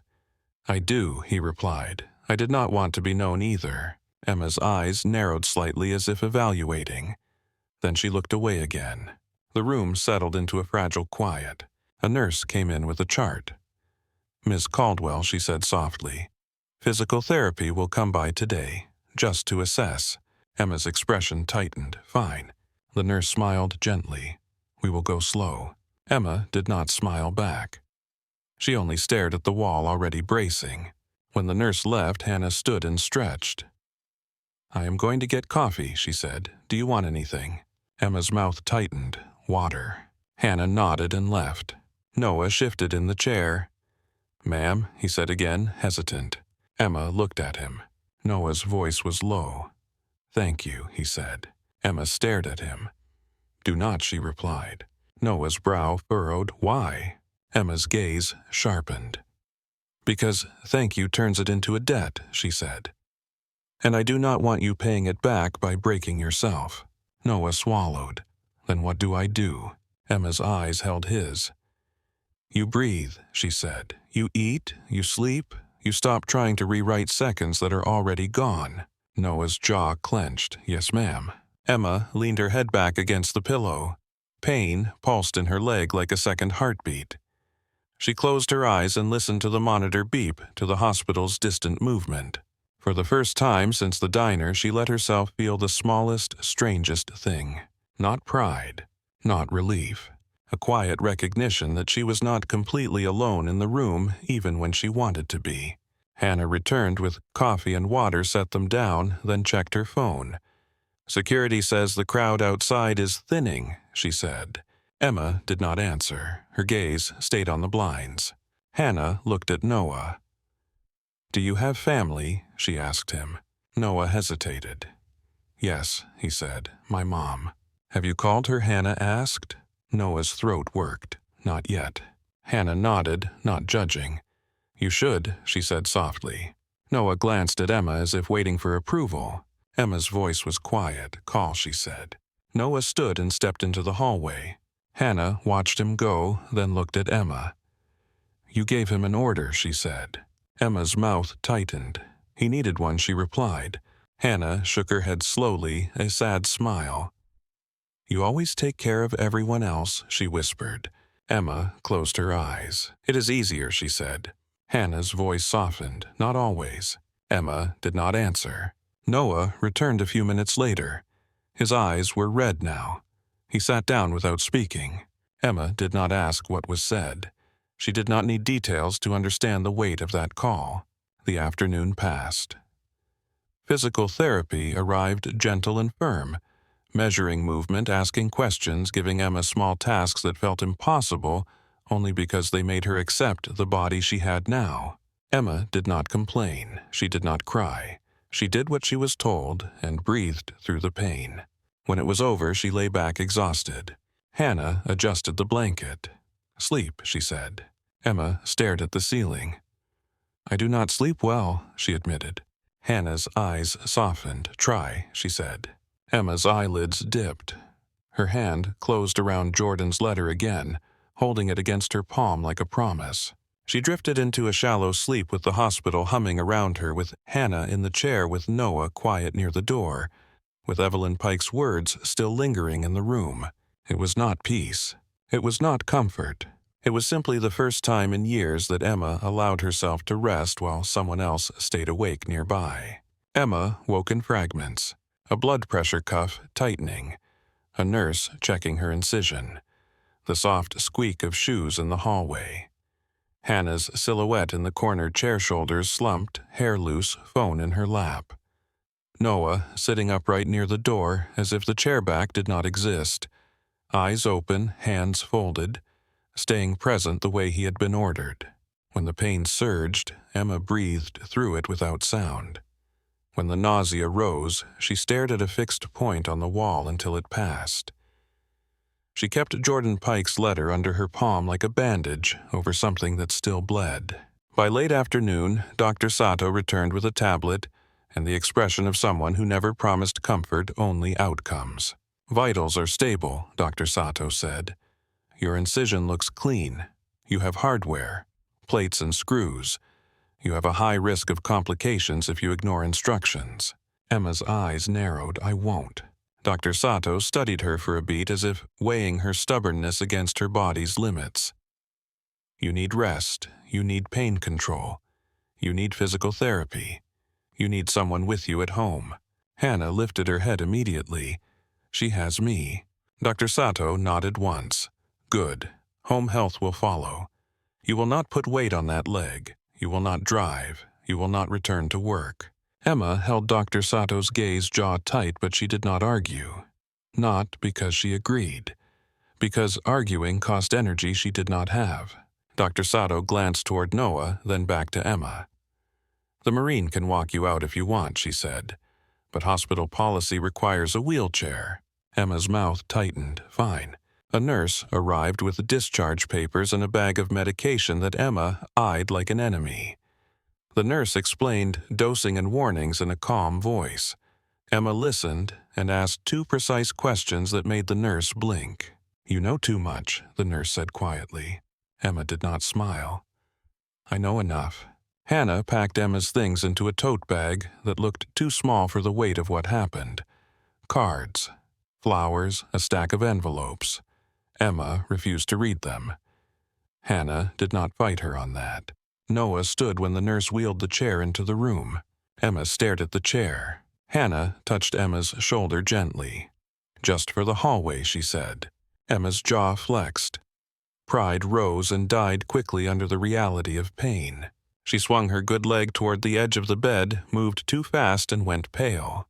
Noah stepped forward instantly, hands hovering, not touching, without permission. "You need help," Hannah said. Emma exhaled through her nose. "I know." Noah's voice came out low, careful. "Ma'am, may I?" Emma looked at him, eyes sharp. Then she gave a single nod. Noah placed one hand lightly under her elbow, the other near her shoulder, steadying her as she shifted to the wheelchair. His touch was controlled, respectful, trained. He moved like someone who carried wounded before. When Emma settled into the chair, she hated the helplessness of it, hated the way everyone's eyes softened, as if she might break. She forced her face into stillness. The nurse draped a blanket over her lap. "Try to be comfortable," the nurse said. Emma looked down at the blanket and felt absurdly furious at fabric. Noah pushed the chair out of the room, while Hannah carried the tote and followed. The hallway smelled like antiseptic and coffee. People turned their heads as they passed, and Emma kept her gaze forward. She could feel the attention like heat on her skin. She could hear whispers. A few phones lifted and then lowered quickly when they saw security watching. Hannah leaned close. "Don't look," she murmured. Emma's voice stayed flat. "I'm not." At the elevator bank, they waited beside a poster about hand hygiene. Noah stood behind the chair shoulders squared, scanning the corridor without seeming to. habit that did not turn off. A pair of hospital security officers lingered nearby, not hovering, just present. One of them nodded at Noah's uniform. "You okay, Marine?" the officer asked. Noah's voice was steady.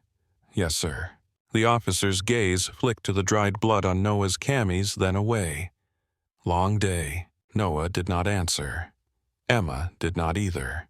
They reached the ambulance bay entrance where Hannah's car waited. The air outside was warm and smelled like cut grass and exhaust. Sunlight hit Emma's face, too bright, too normal. Noah stopped beside the car as Hannah opened the back door wide. Emma stared up at him. "You can go," she said. Noah's jaw tightened. "Yes, ma'am." He did not move. Emma's gaze sharpened. "Noah." His eyes met hers. He looked like he wanted to say something and could not find a shape for it. Hannah broke the silence. "Thank you for helping," she said softly. Noah nodded once. "Yes, ma'am." Emma's mouth tightened. "Stop saying ma'am to my sister." A flicker of discomfort crossed Noah's face. "Sorry, yes." Hannah gave a small, shaky smile. "It's fine." Noah looked back at Emma. "Do you need me to carry anything?" Emma glanced at the tote bag. "No." Noah nodded. He stood still for a beat longer, then finally spoke, voice low. "I'll check in." Emma's eyes narrowed. "Through Major Grant." Noah's throat worked. "Yes, ma'am." Emma stared at him, then at the hospital doors, then back. "Go eat," she ordered. "Sleep. Call your mother again. Stop hovering." Noah swallowed hard and nodded. "Yes, ma'am." Emma's eyes softened a fraction. "Good." Noah stepped back. He saluted without thinking, sharp and clean. Emma stared at the salute like it struck her physically. Her instinct was to return it. Her body shifted, pain flared, and she stopped. Noah lowered his hand quickly, as if realizing the salute forced her into a position she could not take. His face tightened with regret. Emma lifted 2 fingers slightly from the blanket, a small gesture that meant more than a full salute. "At ease," she said quietly. Noah nodded and turned away. Hannah helped Emma into the back seat, arranging crutches and pillows, taking care not to jostle the leg. Emma clenched her jaw and let the pain wash over her without sound. When Hannah slid into the driver's seat and started the engine, Emma looked out the window. Noah stood on the curb, watching the car pull away, posture rigid, hands at his sides. He looked like a man who had been given orders he intended to obey, even if obedience hurt. Hannah drove toward home with both hands on the wheel and a tight expression. "How far?" Emma asked. 15 minutes, Hannah said. Emma leaned her head back against the seat. The car's motion tugged at her leg with every bump. She counted her breathing and kept her eyes open. Oak Hollow passed outside in slow, familiar pieces. A pharmacy, a gas station, a strip mall with a nail salon and a pawn shop, a church sign with a new message in black letters, people walking dogs, kids riding bikes. Emma watched ordinary life with a strange detachment, like she had been removed from it by force and now hovered just outside the glass. Hannah turned onto Magnolia Lane. Emma's stomach tightened. Not from fear, from disbelief. Her yard looked different. Small American flags dotted the grass in neat lines. Bouquets covered the porch steps, some in vases, some still wrapped in cellophane. A hand-drawn sign leaned against the railing, letters bold and uneven. "Welcome home." Another sign sat beside it. "Thank you for showing up." Emma stared at the porch, as if the house belonged to someone else. Hannah parked and turned off the engine. She did not speak. Emma swallowed hard. "How?" Hannah's voice came out quiet. "People." Emma scoffed, but there was no humor in it. "They don't know me." Hannah glanced at her. "They know enough." Emma opened the door and sat still for a moment, gathering the strength to move. The cool air smelled like evening and cut grass. A neighbor across the street stood on their porch, watching, hand over their mouth. Hannah moved quickly, opening the back door wider, pulling the crutches out, helping Emma pivot. The first time Emma put weight on her good leg to stand, pain roared up from the injured thigh and made her vision spark. Hannah's hands tightened around Emma's arm. "Slow," she whispered. Emma took a breath through clenched teeth. "I am." They moved toward the porch in careful steps. Emma's crutches clicked on the sidewalk. Each movement sent a reminder through her body that she was no longer the one running the hallway. She was the one being managed. At the bottom of the porch steps, Emma paused. Flowers crowded the railing. Cards were tucked into bouquets. A basket of fruit sat near the door with a note taped to it. For strength, Emma stared at the note and felt her throat tighten. Hannah unlocked the front door and pushed it open. Inside, the house smelled like Emma's laundry detergent and something else. Food. Someone had stocked her kitchen. The counter was lined with containers labeled in black marker. Chicken and rice, soup, pasta, a stack of frozen meals packed into her freezer. A bag of groceries sat beside the fridge with a receipt folded neatly on top. Emma's living room had changed too. A recliner sat near the window where her old chair used to be. It was new, clean cushioned with a small tag still attached to the back. A card rested on the seat. For recovery. Emma stared at the chair as if it were a trap. Hannah set the tote bag down and let out a long breath. "I didn't do any of this," she said, almost defensively, as if Emma might accuse her of turning life into a spectacle. Emma did not answer. Her gaze moved across the room. More flowers. More cards. A stack of envelopes on the coffee table. A folded quilt draped over the couch, colorful squares stitched together with careful hands. Emma stepped closer, crutches clicking, and touched the quilt. Her fingers traced one square embroidered in dark thread. 2nd Battalion. Another square read, Camp Lejeune Families. Another, We have you. The quilt carried names, units, short messages that felt like code. Emma's stomach tightened. Hannah watched her. "Do you want me to take them down?" she asked. Emma shook her head once. No. Hannah's eyebrows rose. No. Emma swallowed. "Leave it." Hannah nodded slowly and moved toward the kitchen opening cabinets, checking what had been stocked. Voice quiet, as if loudness might break something fragile in Emma. Emma lowered herself into the recliner, carefully wincing as her legs shifted. The chair held her body in a way she did not expect, soft and supportive, and the sensation made her eyes sting. She stared at the flags outside the window. Hannah returned with a glass of water and set it on the side table. "Drink," she said. Emma drank slowly. The water tasted like tap and relief. Hannah picked up one envelope from the stack on the coffee table and turned it over. "Some of these are from your co-workers," she said. Emma's voice was flat. "Put them away." Hannah hesitated. "You don't want to read any." Emma's fingers tightened around the glass. "Not tonight." Hannah nodded and set the envelope back down. A knock came at the door. Hannah froze, then looked at Emma. Emma's gaze sharpened. "No," she said. Hannah nodded and walked to the door anyway, peeking through the peephole. "It's Bethany," Hannah whispered. Emma's shoulders loosened a fraction. "Fine." Hannah opened the door. Bethany Cole stood on the porch holding a paper bag and looking like she had not slept. Her eyes were swollen. Her hair was pulled back in a hurried knot. She smelled like diner coffee and grief. "Oh, honey," Bethany whispered when she saw Emma in the recliner. Bethany stepped inside slowly, as if the house were sacred. Bethany's gaze flicked to Emma's crutches, to the bandaging, to Emma's pale face. Tears filled her eyes instantly. "I brought your purse," Bethany said, holding up the bag. "It was under the booth. I grabbed it before the cops sealed everything." Hannah took the bag gently. "Thank you." Bethany's hands trembled. She clasped them together to stop it. "I'm sorry," she said, voice cracking. "I'm sorry I froze. I'm sorry I didn't do anything.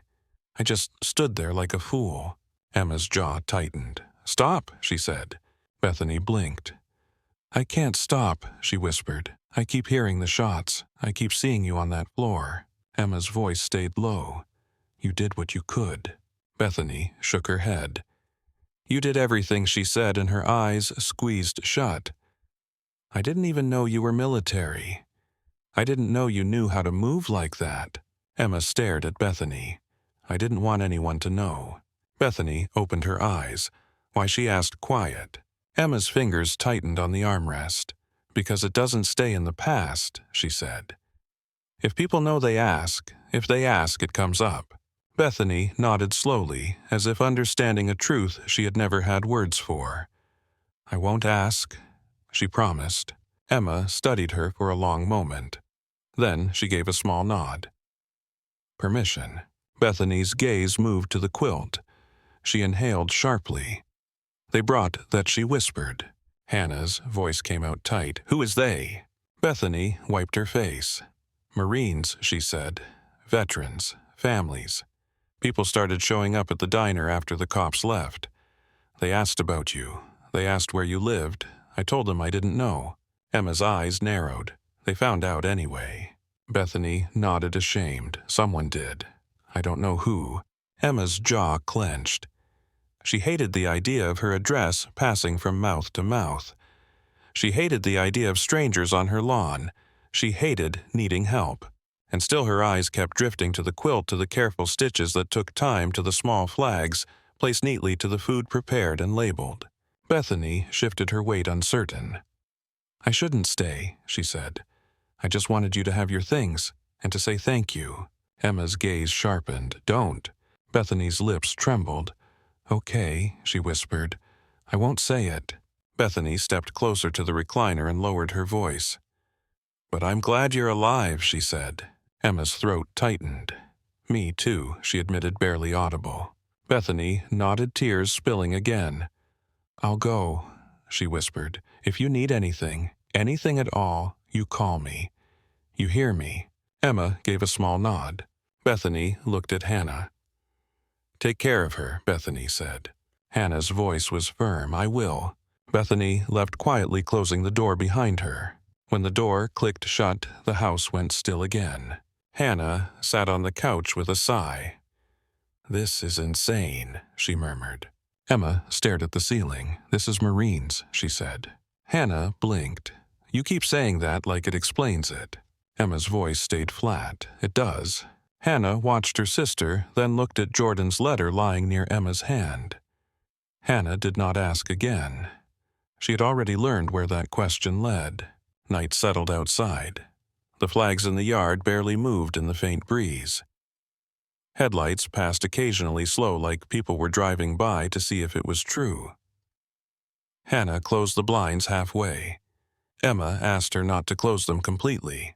Hannah made tea. Emma drank water. Emma's pain rose and fell like waves. She refused stronger medication. Hannah argued once. Emma shut it down with a look. Later, Hannah helped Emma toward the bedroom. Emma hated the walk. Each step on crutches felt like surrender. She focused on the mechanics. Crutch, foot, breath, repeat. Hannah adjusted pillows on the bed and laid a towel down in case of sweat. Emma watched her sister move around the room with purpose and felt a strange discomfort in her chest. Go home, Emma said.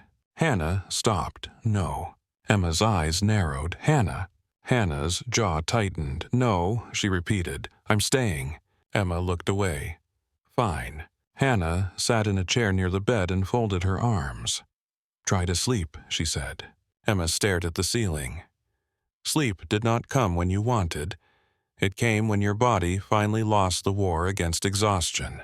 Her mind replayed the diner in sharp fragments. The bell. The guns. The ceiling tile shattering. Noah's hand moving toward his hip. The muzzle lining up. The decision.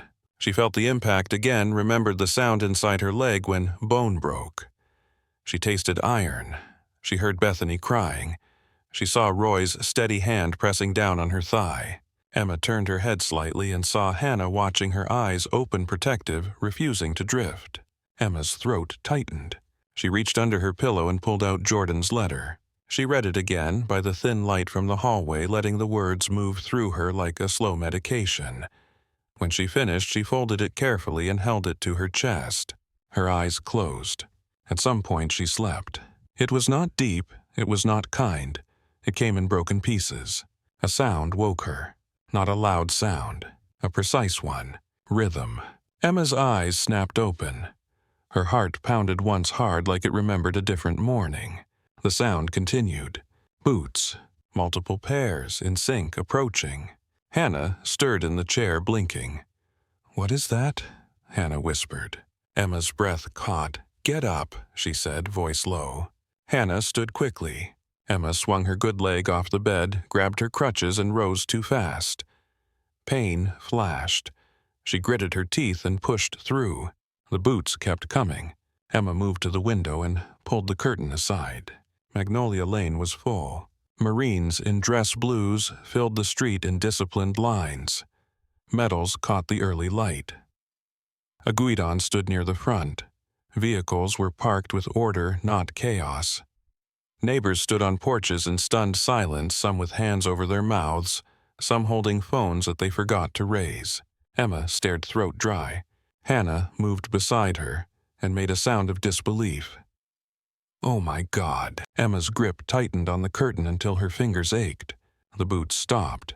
The street went still in a way that felt like ceremony. Emma's breath came shallow. She tried to think and found only instinct. Hannah touched her arm. "Em," she whispered. Emma did not answer. She turned away from the window and began moving toward the front door. It took time. Crutches made everything slow. Every step sent pain through her thigh. She bit down on it, refused to let it change her pace. Hannah walked beside her, hands hovering as if she could catch Emma before she fell. Emma reached the entryway and paused, her hand on the doorknob. Her chest rose and fell. She took one full breath. Then she opened the door. The street snapped to attention. The sound of it hit Emma like a physical force. 50 pairs of heels aligning, hands tightening at sides, spines straightening. A silence so clean it felt sharp. Emma stood in a robe on crutches, hair loose, face pale.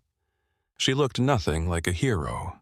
She looked like a woman who had been cut open and stitched back together. A Marine stepped out from the front rank. Noah Bennett. He wore dress blues that fit him like armor. His face was serious, his jaw set, but his eyes held warmth and something raw behind it. He stopped at the edge of the walkway, squared his shoulders, and saluted. "Ma'am," he said. Emma tried to speak and found her throat locked. Noah held the salute for a beat, then lowered his hand. Emma's fingers trembled on the crutch handle. She did not return the salute. She could not. Her legs screamed with the effort of standing. Still, her posture lifted slightly, instinct rising under injury. A second Marine stepped forward. Major Allison Grant. Her uniform carried command presence without needing volume. She moved with the stillness of someone used to being obeyed. Major Grant stopped near Noah and faced Emma directly. "Emma Caldwell," the major said. Emma's mouth tightened. "Major." Major Grant's eyes flicked to Emma's crutches, then to Emma's face. "At ease," she said. "Before you fall." Emma's jaw clenched. She shifted her weight slightly and steadied herself. Major Grant turned toward the formation. Marines, she called, voice carrying down the street. Present arms. The sound of movement was simultaneous and clean. Rifles rose, hands snapped into position. The whole street became a single disciplined gesture. Emma's eyes stung. She stared at the line of Marines and felt something inside her chest crack open. Not grief this time, but memory. Basic training mornings. Formation. The sound of boots that sank into your bones. Major Grant faced Emma again. "You took off the uniform," the major said, voice steady. "You did not take off the oath." Emma's throat tightened. "I'm not," she began. Major Grant lifted a hand slightly, stopping the sentence before it could become a defense. "You saw a Marine in danger," she said. "You moved. You shielded him. You took the round." Emma stared at Major Grant, jaw tight, refusing to let tears fall. Major Grant's voice did not soften, but it warmed. "We are here to acknowledge that," she said. "And we are here to make something clear. You are not alone." Emma's breath hitched. Major Grant glanced to Noah, then back to Emma. "Lance Corporal Bennett," she said.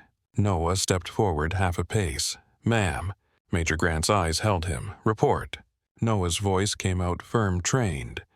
"Ma'am, Lance Corporal Noah Bennett, on leave in Oak Hollow. Subject, Ms. Emma Caldwell, provided protective action under lethal threat. Subject sustained gunshot wound to left thigh. Subject prevented casualty to active duty Marine. Subject maintained control under fire. The words sounded like official language laid over something deeply human. Emma felt her throat tighten again. Major Grant nodded once. "Thank you," she said to Noah, then looked back at Emma. "Emma Caldwell," Major Grant said, and her voice lowered. "You belong to us." Emma's eyes flashed. "I left." Major Grant held her gaze without blinking. "You changed uniforms," she said. "You did not stop serving." Emma's mouth tightened. "This is too much." Major Grant's expression softened by a fraction. "Then let it be heavy," she said quietly. "You carried others. Let others carry you." Emma's lips parted. No words came. Hannah stood at Emma's side, face wet with silent tears. A neighbor across the street started crying openly, hands over their mouth. Major Grant raised her voice again, measured. "Marines," she called. "Order arms." The rifles lowered in unison. Major Grant stepped closer to the porch, careful not to crowd Emma. "We will not stay long," she said. "You need rest, you need privacy, but we will not leave without paying respect." Emma swallowed hard. Major Grant looked at the Marines and gave a sharp nod. The formation saluted, hands snapping up in perfect unison. Emma felt the movement like a wave. Her vision blurred. She forced herself to breathe. Noah's voice came low, near her, respectful. "Ma'am," he said. Emma turned her head slightly toward him. Noah's eyes held hers. He looked steadier than he had in the hospital, but the guilt remained quieter, now controlled. "I followed your order," he said softly. Emma stared at him. Noah swallowed. "I ate," he added, almost embarrassed by the simplicity. "I slept." Emma's jaw tightened. "Good." Noah's gaze flicked to her crutches. "I'm here," he said. Emma's throat tightened again. "I see that." Major Grant's voice carried again. "Marines," she said, "dismissed." The formation broke with discipline, not chaos. Marines turned, moved toward vehicles, quiet and controlled. Some glanced toward Emma's porch with respect. No one shouted. No one made it spectacle. They moved like a unit that understood dignity. A smaller group remained at the base of the porch steps. Major Grant, Noah, Roy Delaney walking slowly from across the street with a cane and a stubborn set to his jaw. Evelyn Pike arriving in a sedan and stepping out with the same quiet strength she carried in the hospital. Hannah standing close to Emma, protective. Major Grant looked at Emma. "May we?" she asked, indicating the porch. Emma hesitated, then nodded once. Hannah helped guide Emma back a step, giving her room to lean against the porch railing. The wood pressed into her back. The support felt both welcome and humiliating. Major Grant spoke first, voice low enough to keep it private. "You look like hell," the major said. Emma's lips twitched almost a smile. "I feel worse." Major Grant nodded. "Good," she said. "That means you're alive." Emma stared at her. Major Grant's gaze was steady. "You have a sister," she observed. Hannah lifted her chin. "Hannah Caldwell." Major Grant nodded once. "Thank you for taking care of her." Hannah's voice tightened. "She doesn't make it easy." Emma shot Hannah a look. Hannah met it without flinching. "It's true," she said quietly. Noah cleared his throat. "Ma'am," he said to Emma. Emma turned her head. Noah's voice was careful. "Permission to speak freely." Emma's eyes narrowed. "Granted." Noah's jaw tightened, then he forced the words out. "I keep replaying the moment," he said. "I keep seeing your body move. I keep hearing the shot. I keep thinking I should have done something different." Emma's gaze hardened. "Stop." Noah swallowed, but continued as if he had to get it out. "I was trained to protect," he said. "And you protected me." Emma's voice cut low and sharp. "You were trained to follow orders, too." Noah froze. Emma's eyes locked on his. "My order stands," she said. "You live." Noah's breath caught. He nodded once. "Yes, ma'am." Roy Delaney spoke, then voice gravel and old smoke. I watched you on that floor, Roy said to Emma. I watched you cover that boy. Emma's eyes shifted to him. You helped, she said. Roy waved it off. I held pressure. You did the hard part. Emma's jaw tightened.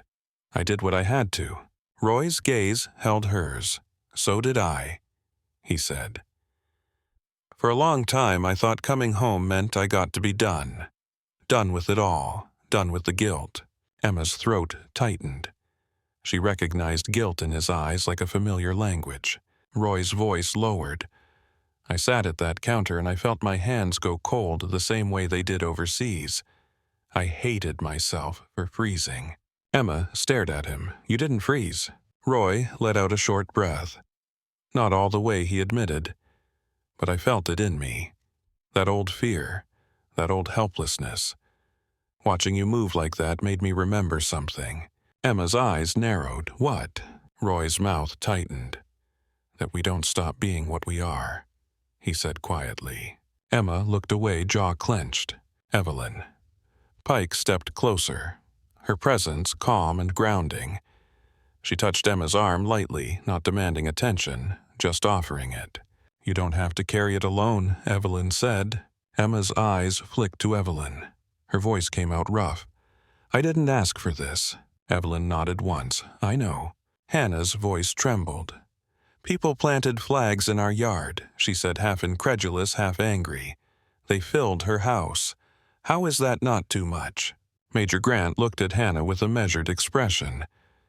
It can be too much, she said. I told them to keep it respectful. Not everyone listens. Emma's eyes snapped back. You told them. Major Grant held Emma's gaze. I called in an honor detail, she said. I did not tell strangers to invade your space. Emma's jaw tightened. It feels like invasion. Major Grant nodded once, accepting the truth without defense. Then I will correct it, she said. You tell me what you need, and I will correct it. Emma stared at her for a long moment. The offer was real. The Major's seriousness was not performance. It was duty. I need quiet, Emma said finally. Major Grant nodded. Then you have it. Noah shifted slightly, hands clasped behind his back. Ma'am, he said to Major Grant. Major Grant glanced at him. Speak. Noah's voice was steady. I requested leave extension, he said, to remain nearby and assist if needed. Emma's head snapped toward him. Noah. Noah flinched slightly at her tone. Emma's eyes narrowed. I told you to go home. Noah swallowed. This is home, he said quietly, then immediately looked down as if he feared the words sounded wrong. Emma stared at him, stunned into stillness. Major Grant's gaze sharpened, then softened. Your leave extension is approved, she said to Noah. Then she looked at Emma. He stays on his own time, she added. Not as an obligation to you. Emma's jaw tightened. She hated obligations. Hannah stepped closer to Emma, voice low. Do you want him to leave, she asked. Emma stared at Noah. He stood rigid, eyes forward, waiting for the verdict like a Marine, waiting for a command. Emma exhaled slowly. He can stay in town, she said. He cannot camp on my porch. Noah's shoulders loosened a fraction. Yes, ma'am, he said. Emma's eyes narrowed. And stop saying ma'am. Noah blinked. Yes, he corrected quickly. Hannah let out a shaky breath that might have been a laugh. Major Grant checked her watch. We are leaving, she said. Emma needs rest. Emma's voice was flat. Yes. Major Grant stepped closer. I'm going to assign one point of contact, she said. Someone who handles deliveries. Someone who keeps the crowd away. You do not manage that. You heal. Emma's mouth tightened, but she did not argue. Major Grant looked at Hannah. If you see anyone trespassing, call me, she said, then handed Hannah a card. Hannah took it, surprised. Okay. Major Grant turned back to Emma. You have my number, she said. Emma's brows rose slightly. I do now. Major Grant's mouth tightened in the closest thing to a smile. Use it. Evelyn. Pike touched Emma's hand briefly. I will come by later, she said softly, if you allow it. Emma nodded once. Okay. Roy Delaney adjusted his cane. "I'm going back across the street," he said. "If you need anything, you yell." Emma's gaze flicked to him. "Thank you." She said the words, rough, reluctant, real. Roy nodded once and started down the porch steps with slow determination. Noah lingered a moment. Emma looked at him. "Go," she said. Noah hesitated. "Are you safe?" he asked. And his voice carried the protective instinct that had nowhere to rest.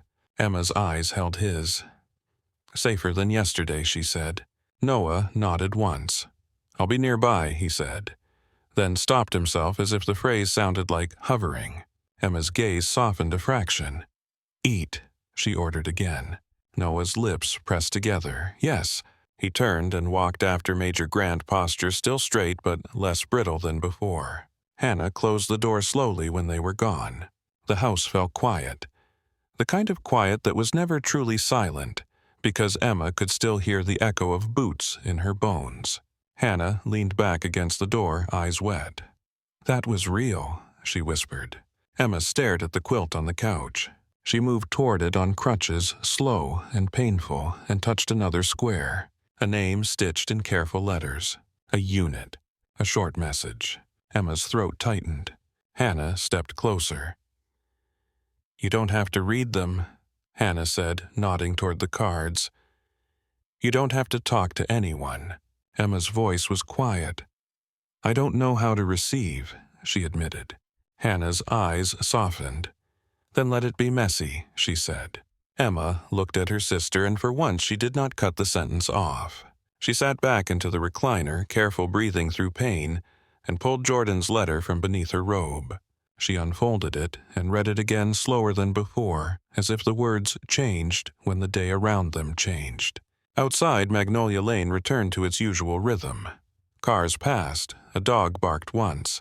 The flags in the yard fluttered lightly.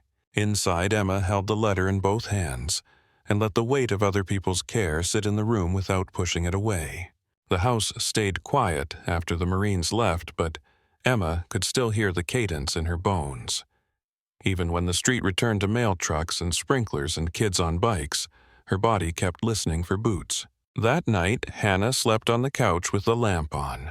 Emma lay in bed with her leg elevated, the hardware inside her thigh, turning every shift of weight into a bright, exact warning. She kept Jordan's letter under her hand until her fingers cramped, then she loosened her grip and let the paper rest on her chest like a steadying weight. In the morning, the first home health nurse arrived with a polite smile and a clipboard, as if healing were something you could schedule between breakfast and lunch. She checked the incision, asked questions, and tried not to stare at the faint tremor in Emma's hands when pain peaked. Emma answered precisely. Hannah watched from the doorway, her jaw tight, learning how much of her sister had been lived in silence. Noah did not come to the house. He followed the boundary which mattered more to Emma than flowers. He sent one text instead, short and clean. Eating, sleeping, staying nearby. Emma stared at the message for a long moment. Then she replied with a single word. "Good." Detective Hollis came the next day. He kept his voice low, stood in the living room without sitting, and treated Emma's recliner like it was a hospital bed. "I need your statement," he said. Emma's gaze stayed on his hands, on the pen, on the way he kept his shoulders angled toward the door like he was always ready to move. "Ask," she said. Hollis nodded. "Start at the moment you notice them." Emma closed her eyes for a second, then opened them again. The bell rang, she said. 3 men, masks. The lead one moved like he wasn't new to violence. Hollis's pen scratched. "What made you think he had training?"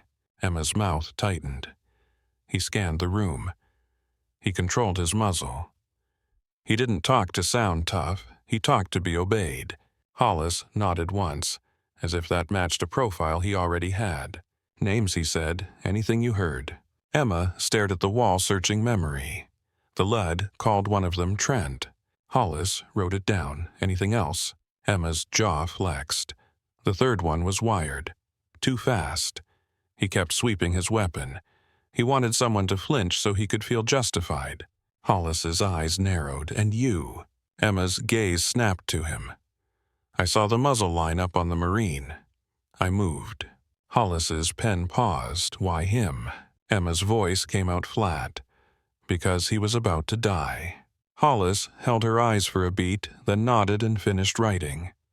When he stood to leave, he hesitated. We have traffic cam footage from the highway, he said. We have partial plate. We have a vehicle match. We have witnesses. Emma did not respond. She did not ask if they would be caught. She had learned that asking did not change the outcome. Hollis glanced at the quilt on the couch at the flags outside the window. His expression softened, then hardened again into professionalism. Get better, he said and left. 2 days later, the first arrest happened at a gas station off Route 17, 20 miles south.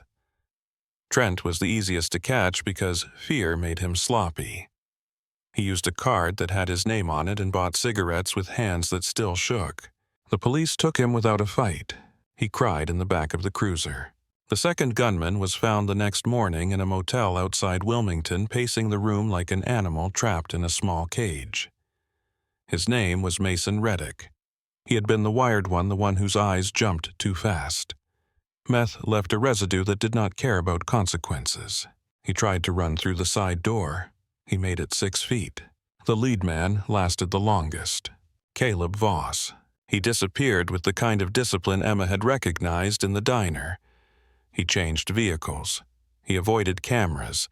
He moved at night. For 4 days, Oak Hollow whispered about him like he was a shadow with a gun.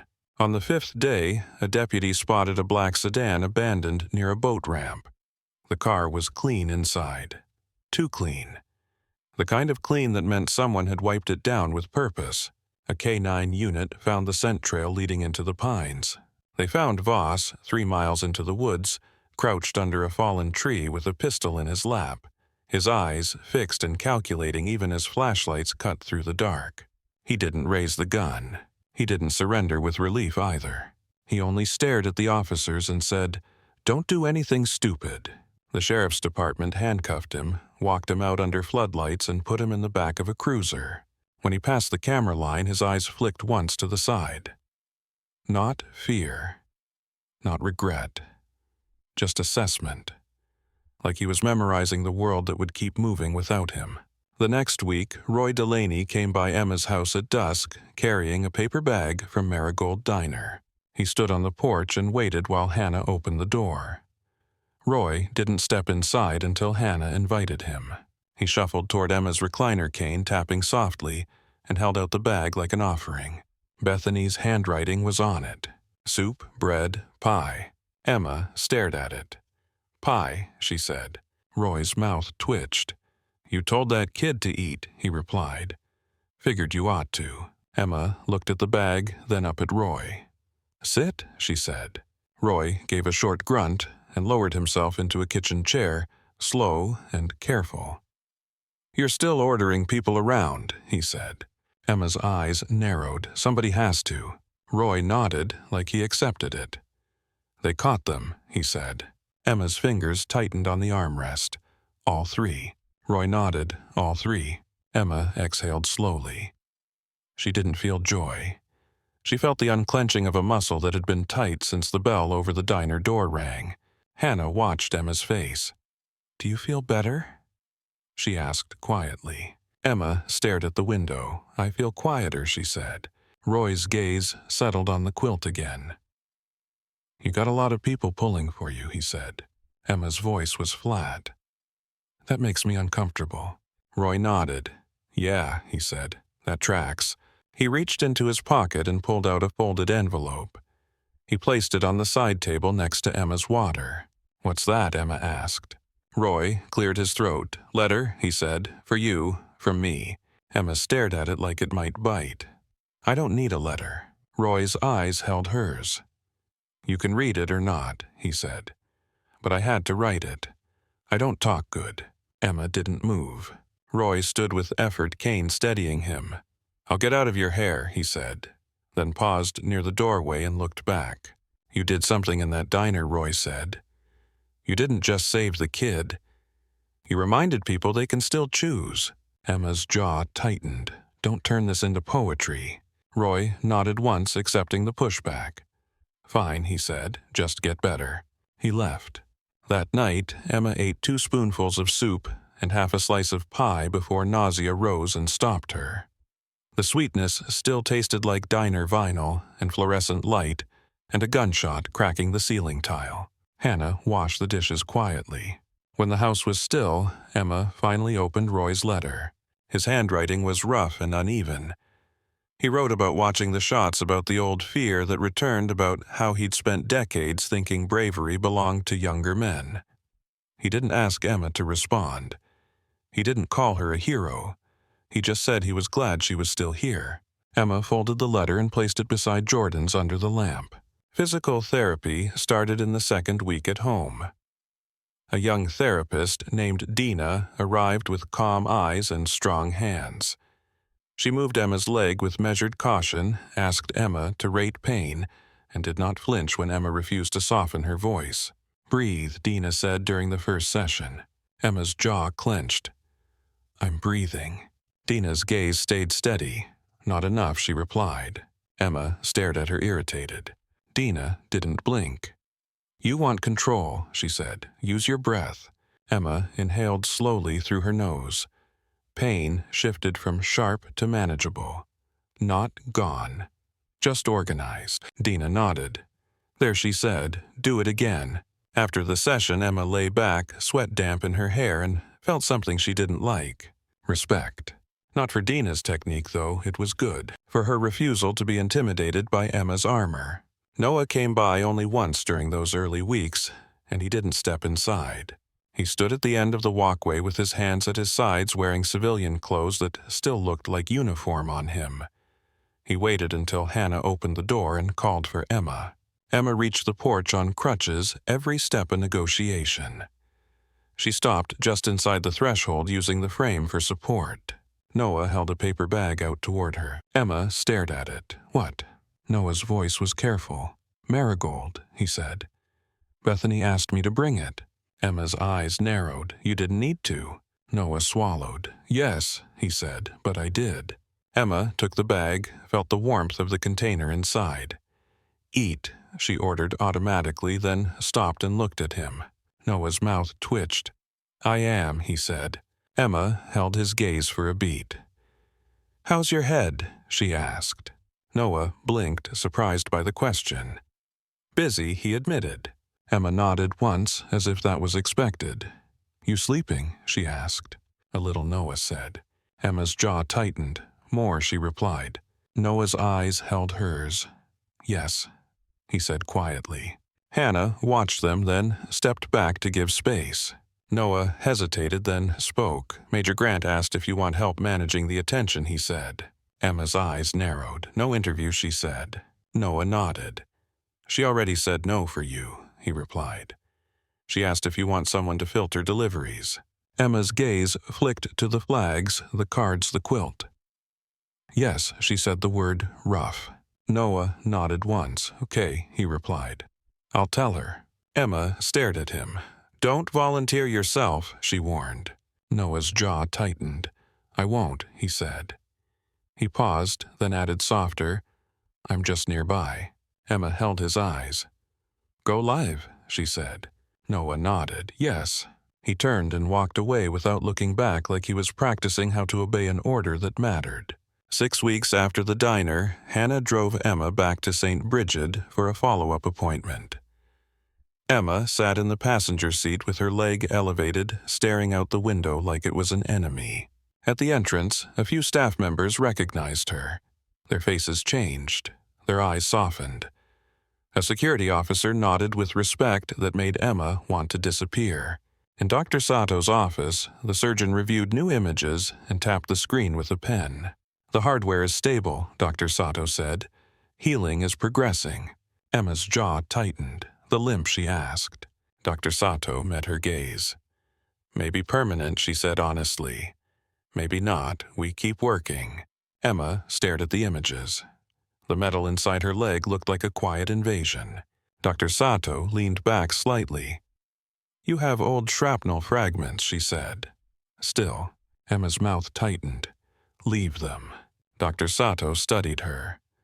Why, she asked not to pry. but because surgeons believed in removing foreign bodies. Emma's voice stayed flat. Because they belong to a story, she said. Dr. Sato's eyes softened a fraction. She didn't argue. She simply nodded. When Emma left the hospital that day, the ER staff didn't clap. They just stood a little straighter when she passed, like a silent salute. Emma kept her face still and refused to absorb it. Still, her throat tightened anyway. The first time she went back to the ER as a visitor to pick up paperwork, Lila Harper met her by the nurse station. Lila's eyes held Emma's for a long moment. "You look terrible," Lila said. Emma's lips twitched. "Thanks." Lila's gaze flicked to Emma's crutches. "You healing?" she asked. Emma's mouth tightened. "Yes." Lila nodded once. "Good," she said, then her voice dropped. "We missed you." Emma stared at her, caught off guard. "Don't get sentimental," Emma said. Lila's mouth tightened in a faint smile. Too late, she replied, then walked away as if she hadn't just said something dangerous. The trial came faster than Emma wanted. The state moved efficiently when violence made headlines. Cameras waited outside the courthouse, held back by barricades and deputies who looked tired of being photographed.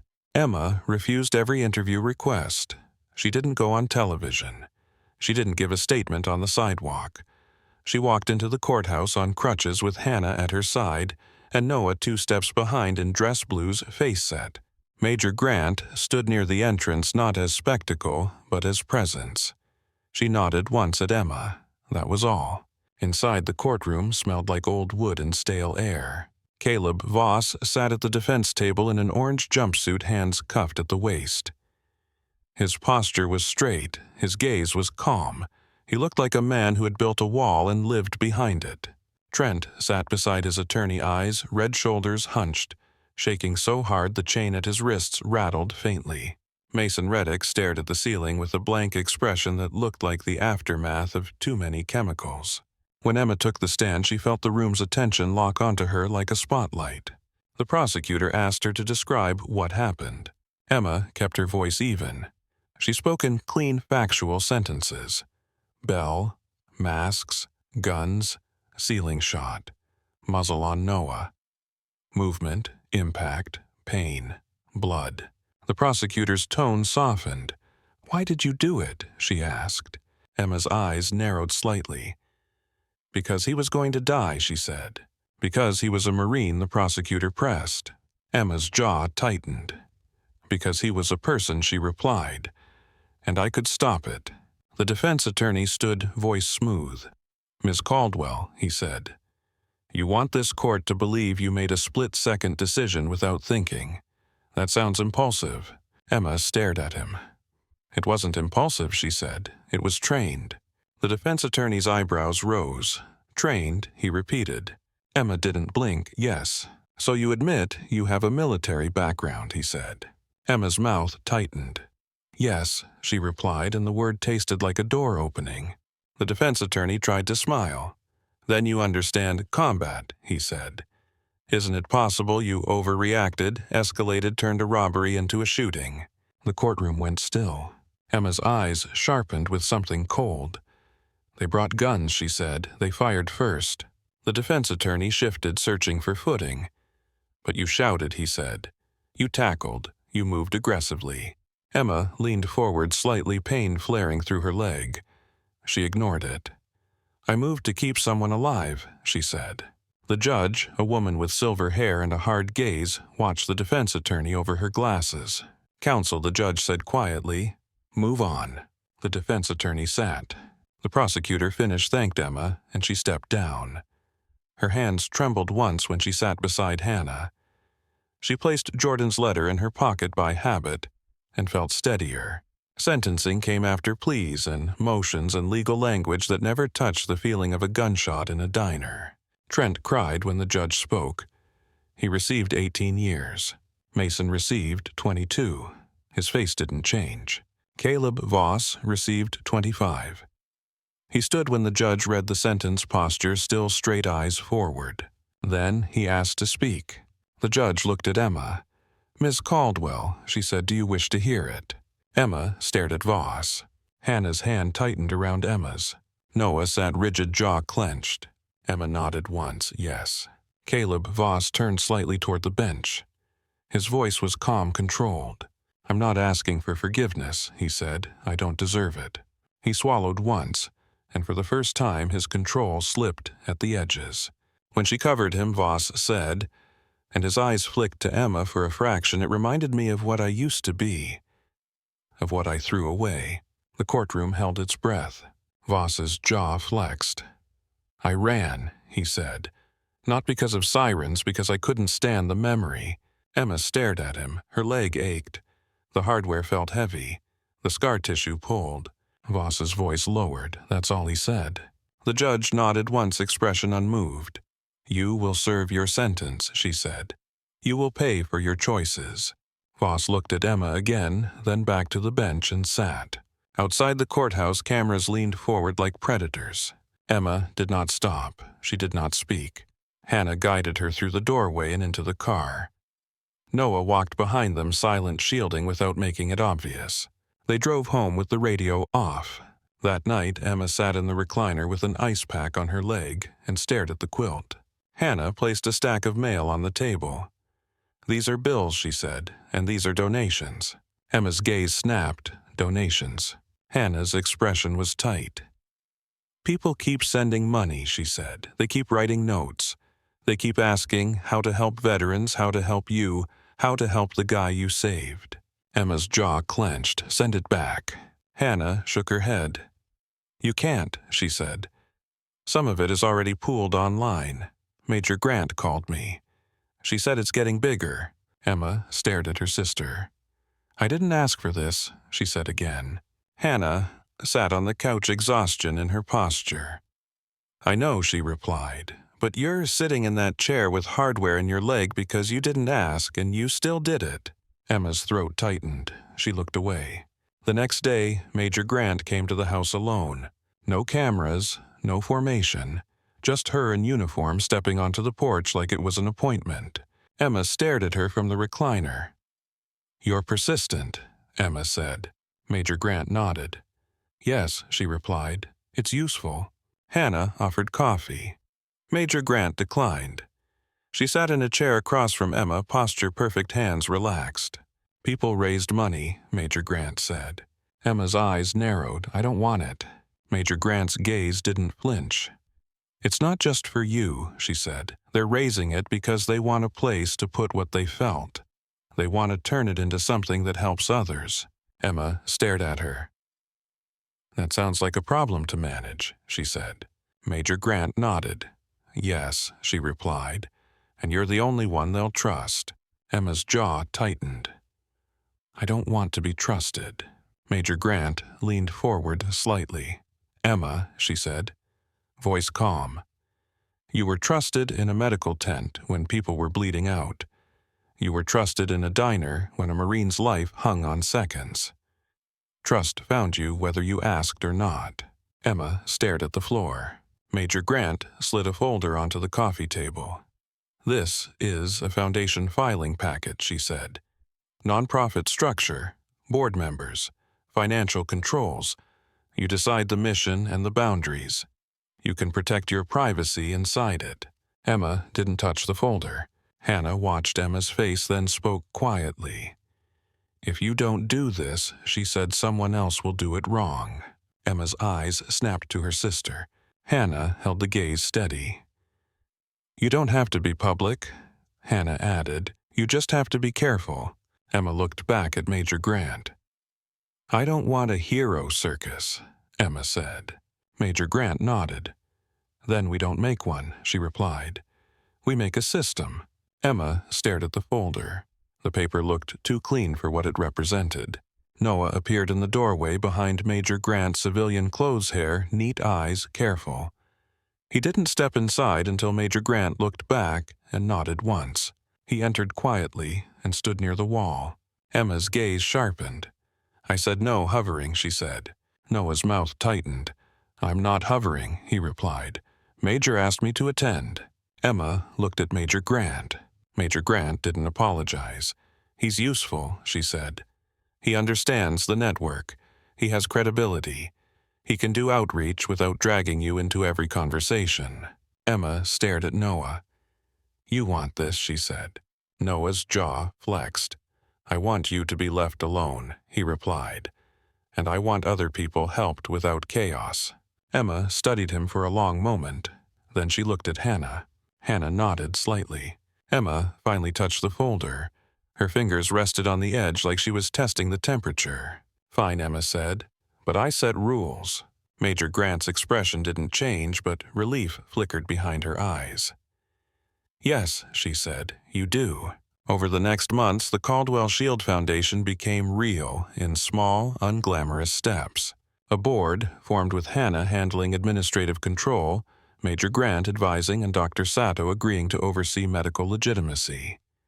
Bethany volunteered to coordinate meal deliveries and filters. Roy Delaney insisted on being listed as community liaison and showed up to meetings with a notebook and a pen he didn't know how to use well. Emma refused a public office. She worked out of her house, then eventually rented a small space near the community center so her living room could stop being a command post. Noah became outreach and logistics. He answered calls from veterans too proud to ask for help until pride collapsed. He learned how to listen without trying to fix everything with force. Emma met each case with clinical focus. Medical bills, housing shortfalls, therapy coverage, transportation to appointments. She read paperwork like it was a triage board.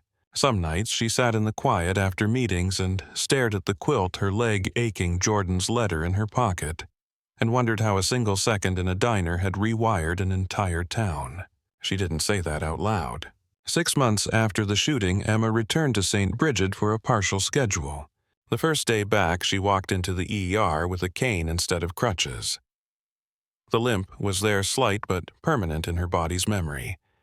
The staff didn't clap, they simply made room. A Vietnam veteran in a bed near triage saw her and lifted 2 fingers to his brow in a rough salute.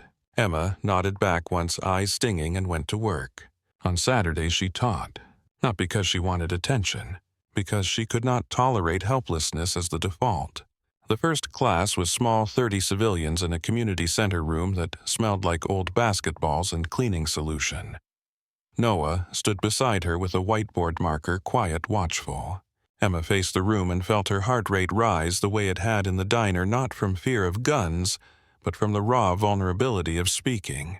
A woman in the front row gripped a notebook so tightly her knuckles went white. Emma's voice came out steady anyway. Violence moves fast, she said. If you wait to feel ready, you won't. She taught people how to recognize exits, how to move without freezing, how to call for help with clear information, how to keep themselves alive long enough for responders to arrive. She did not teach heroics. She did not teach fighting fantasies. She taught survival inside reality. At the end of class, a young man raised his hand. Were you scared? He asked. Emma paused, eyes scanning the room. Yes, she said. I was terrified. The room went still. Emma's voice stayed calm. I moved anyway, she added, then set the marker down and dismissed them without ceremony. Afterward, a college student waited until the room cleared. She approached Emma slowly, eyes glossy. I froze once she said, "There was a shooting on my campus." I froze, and I can't stop thinking about it. Emma's gaze softened by a fraction. You're here, she said. The student nodded. I don't want to freeze again. Emma held her gaze. Then train your body now, she replied. Not later. The student nodded and left the shoulders slightly straighter. A year after the diner, Marigold reopened. The booth Emma used to sit in by the window was still there. Bethany had replaced the vinyl, cleaned the chrome, painted the walls a softer color. The bell over the door still chimed. A small plaque hung near the counter, not flashy, just brass and quiet. The bullet hole in the ceiling tile was preserved behind clear casing, a reminder without turning the place into a shrine. On the anniversary, Emma walked into the diner with her cane, Noah beside her. Hannah behind them, Roy and Evelyn already waiting in the booth. The smell of coffee hit Emma like a memory. Butter, vinyl, heat. Bethany set down mugs without asking. Roy looked at Emma's cane and grunted. Still walking, he said. Emma's mouth tightened. Still talking, she replied. Roy's mouth twitched. Noah sat across from Emma. Posture relaxed in a way it hadn't been that first day. He looked older, not in years, but in steadiness. Evelyn Pike placed a small framed photo of Jordan on the table the way she always did. She didn't speak about it. She didn't have to. Hannah reached across and touched Evelyn's hand briefly. Evelyn squeezed once. Bethany poured coffee, hands steady now. "You want pie?" she asked Emma.